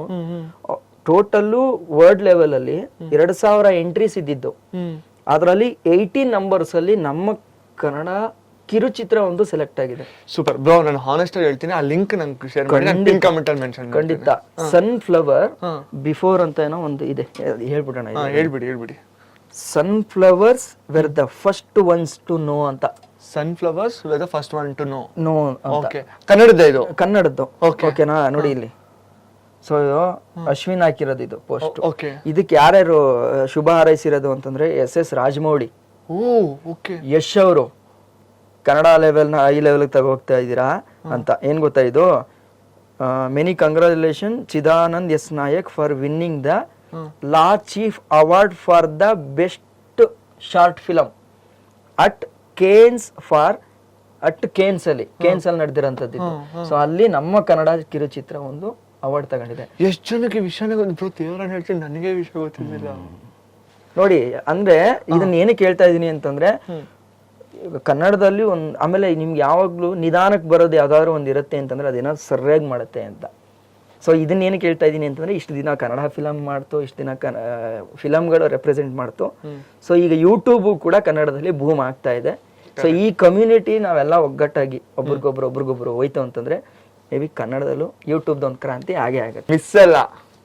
ಸೊ ನಾವು ಅದನ್ನೇ ಹೋಪ್ ಮಾಡ್ತಾ ಇದೀವಿ. ಸೊ ಡೆಫಿನೆಟ್ ಆಗಿ ಸ್ವಲ್ಪ ನಿಧಾನ ಆಗ್ಬೋದು, ಬಟ್ ಡೆಫಿನೆಟ್ ಆಗಿ ಹಾಗೆ ಆಗುತ್ತೆ, ಮಾಡೇ ಮಾಡ್ತೀವಿ. ಸೊ ಇವತ್ತು ಮಾತುಕತೆ ಇದ್ದಿದ್ದು ಕಿತಾಡಿ ಕಿರಣ್ ಅವ್ರ ಜೊತೆ. ಹೋಪ್ ನಿಮ್ಗೆ ವಿಡಿಯೋ ಇಷ್ಟ ಆಯಿತು ಅಂತ ಅನ್ಕೊತೀನಿ. ಸೊ ಏನು ಫಿಲ್ಟರ್ ಇಲ್ಲದೆ, ಎಡಿಟ್ ಇಲ್ಲದೆ, ಏನಿಲ್ದೇನೆ, ಸೊ ಕಂಪ್ಲೀಟಾಗಿ ನಾವು ಹೆಂಗೆ ಇಬ್ರು ಕುತ್ಕೊಂಡು ಮಾತಾಡ್ತೀವಿ ಅದೇ ಥರ ಇತ್ತು. ಹೋಪ್ ನಿಮಗೆ ಇಷ್ಟ ಆಯಿತು ಅಂತ. ನನಗೆ ಇಷ್ಟ ಆಯಿತು. Sorry for the worst acting. That was the best acting. So ಚೆನ್ನಾಗಿತ್ತೋ ಚೆನ್ನಾಗಿಲ್ವೋ ಅನ್ನೋದನ್ನ ಕಮೆಂಟ್ ಮಾಡಿ.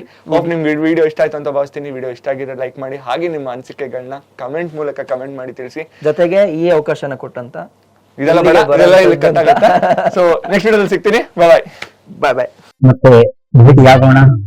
ನಮಸ್ಕಾರ.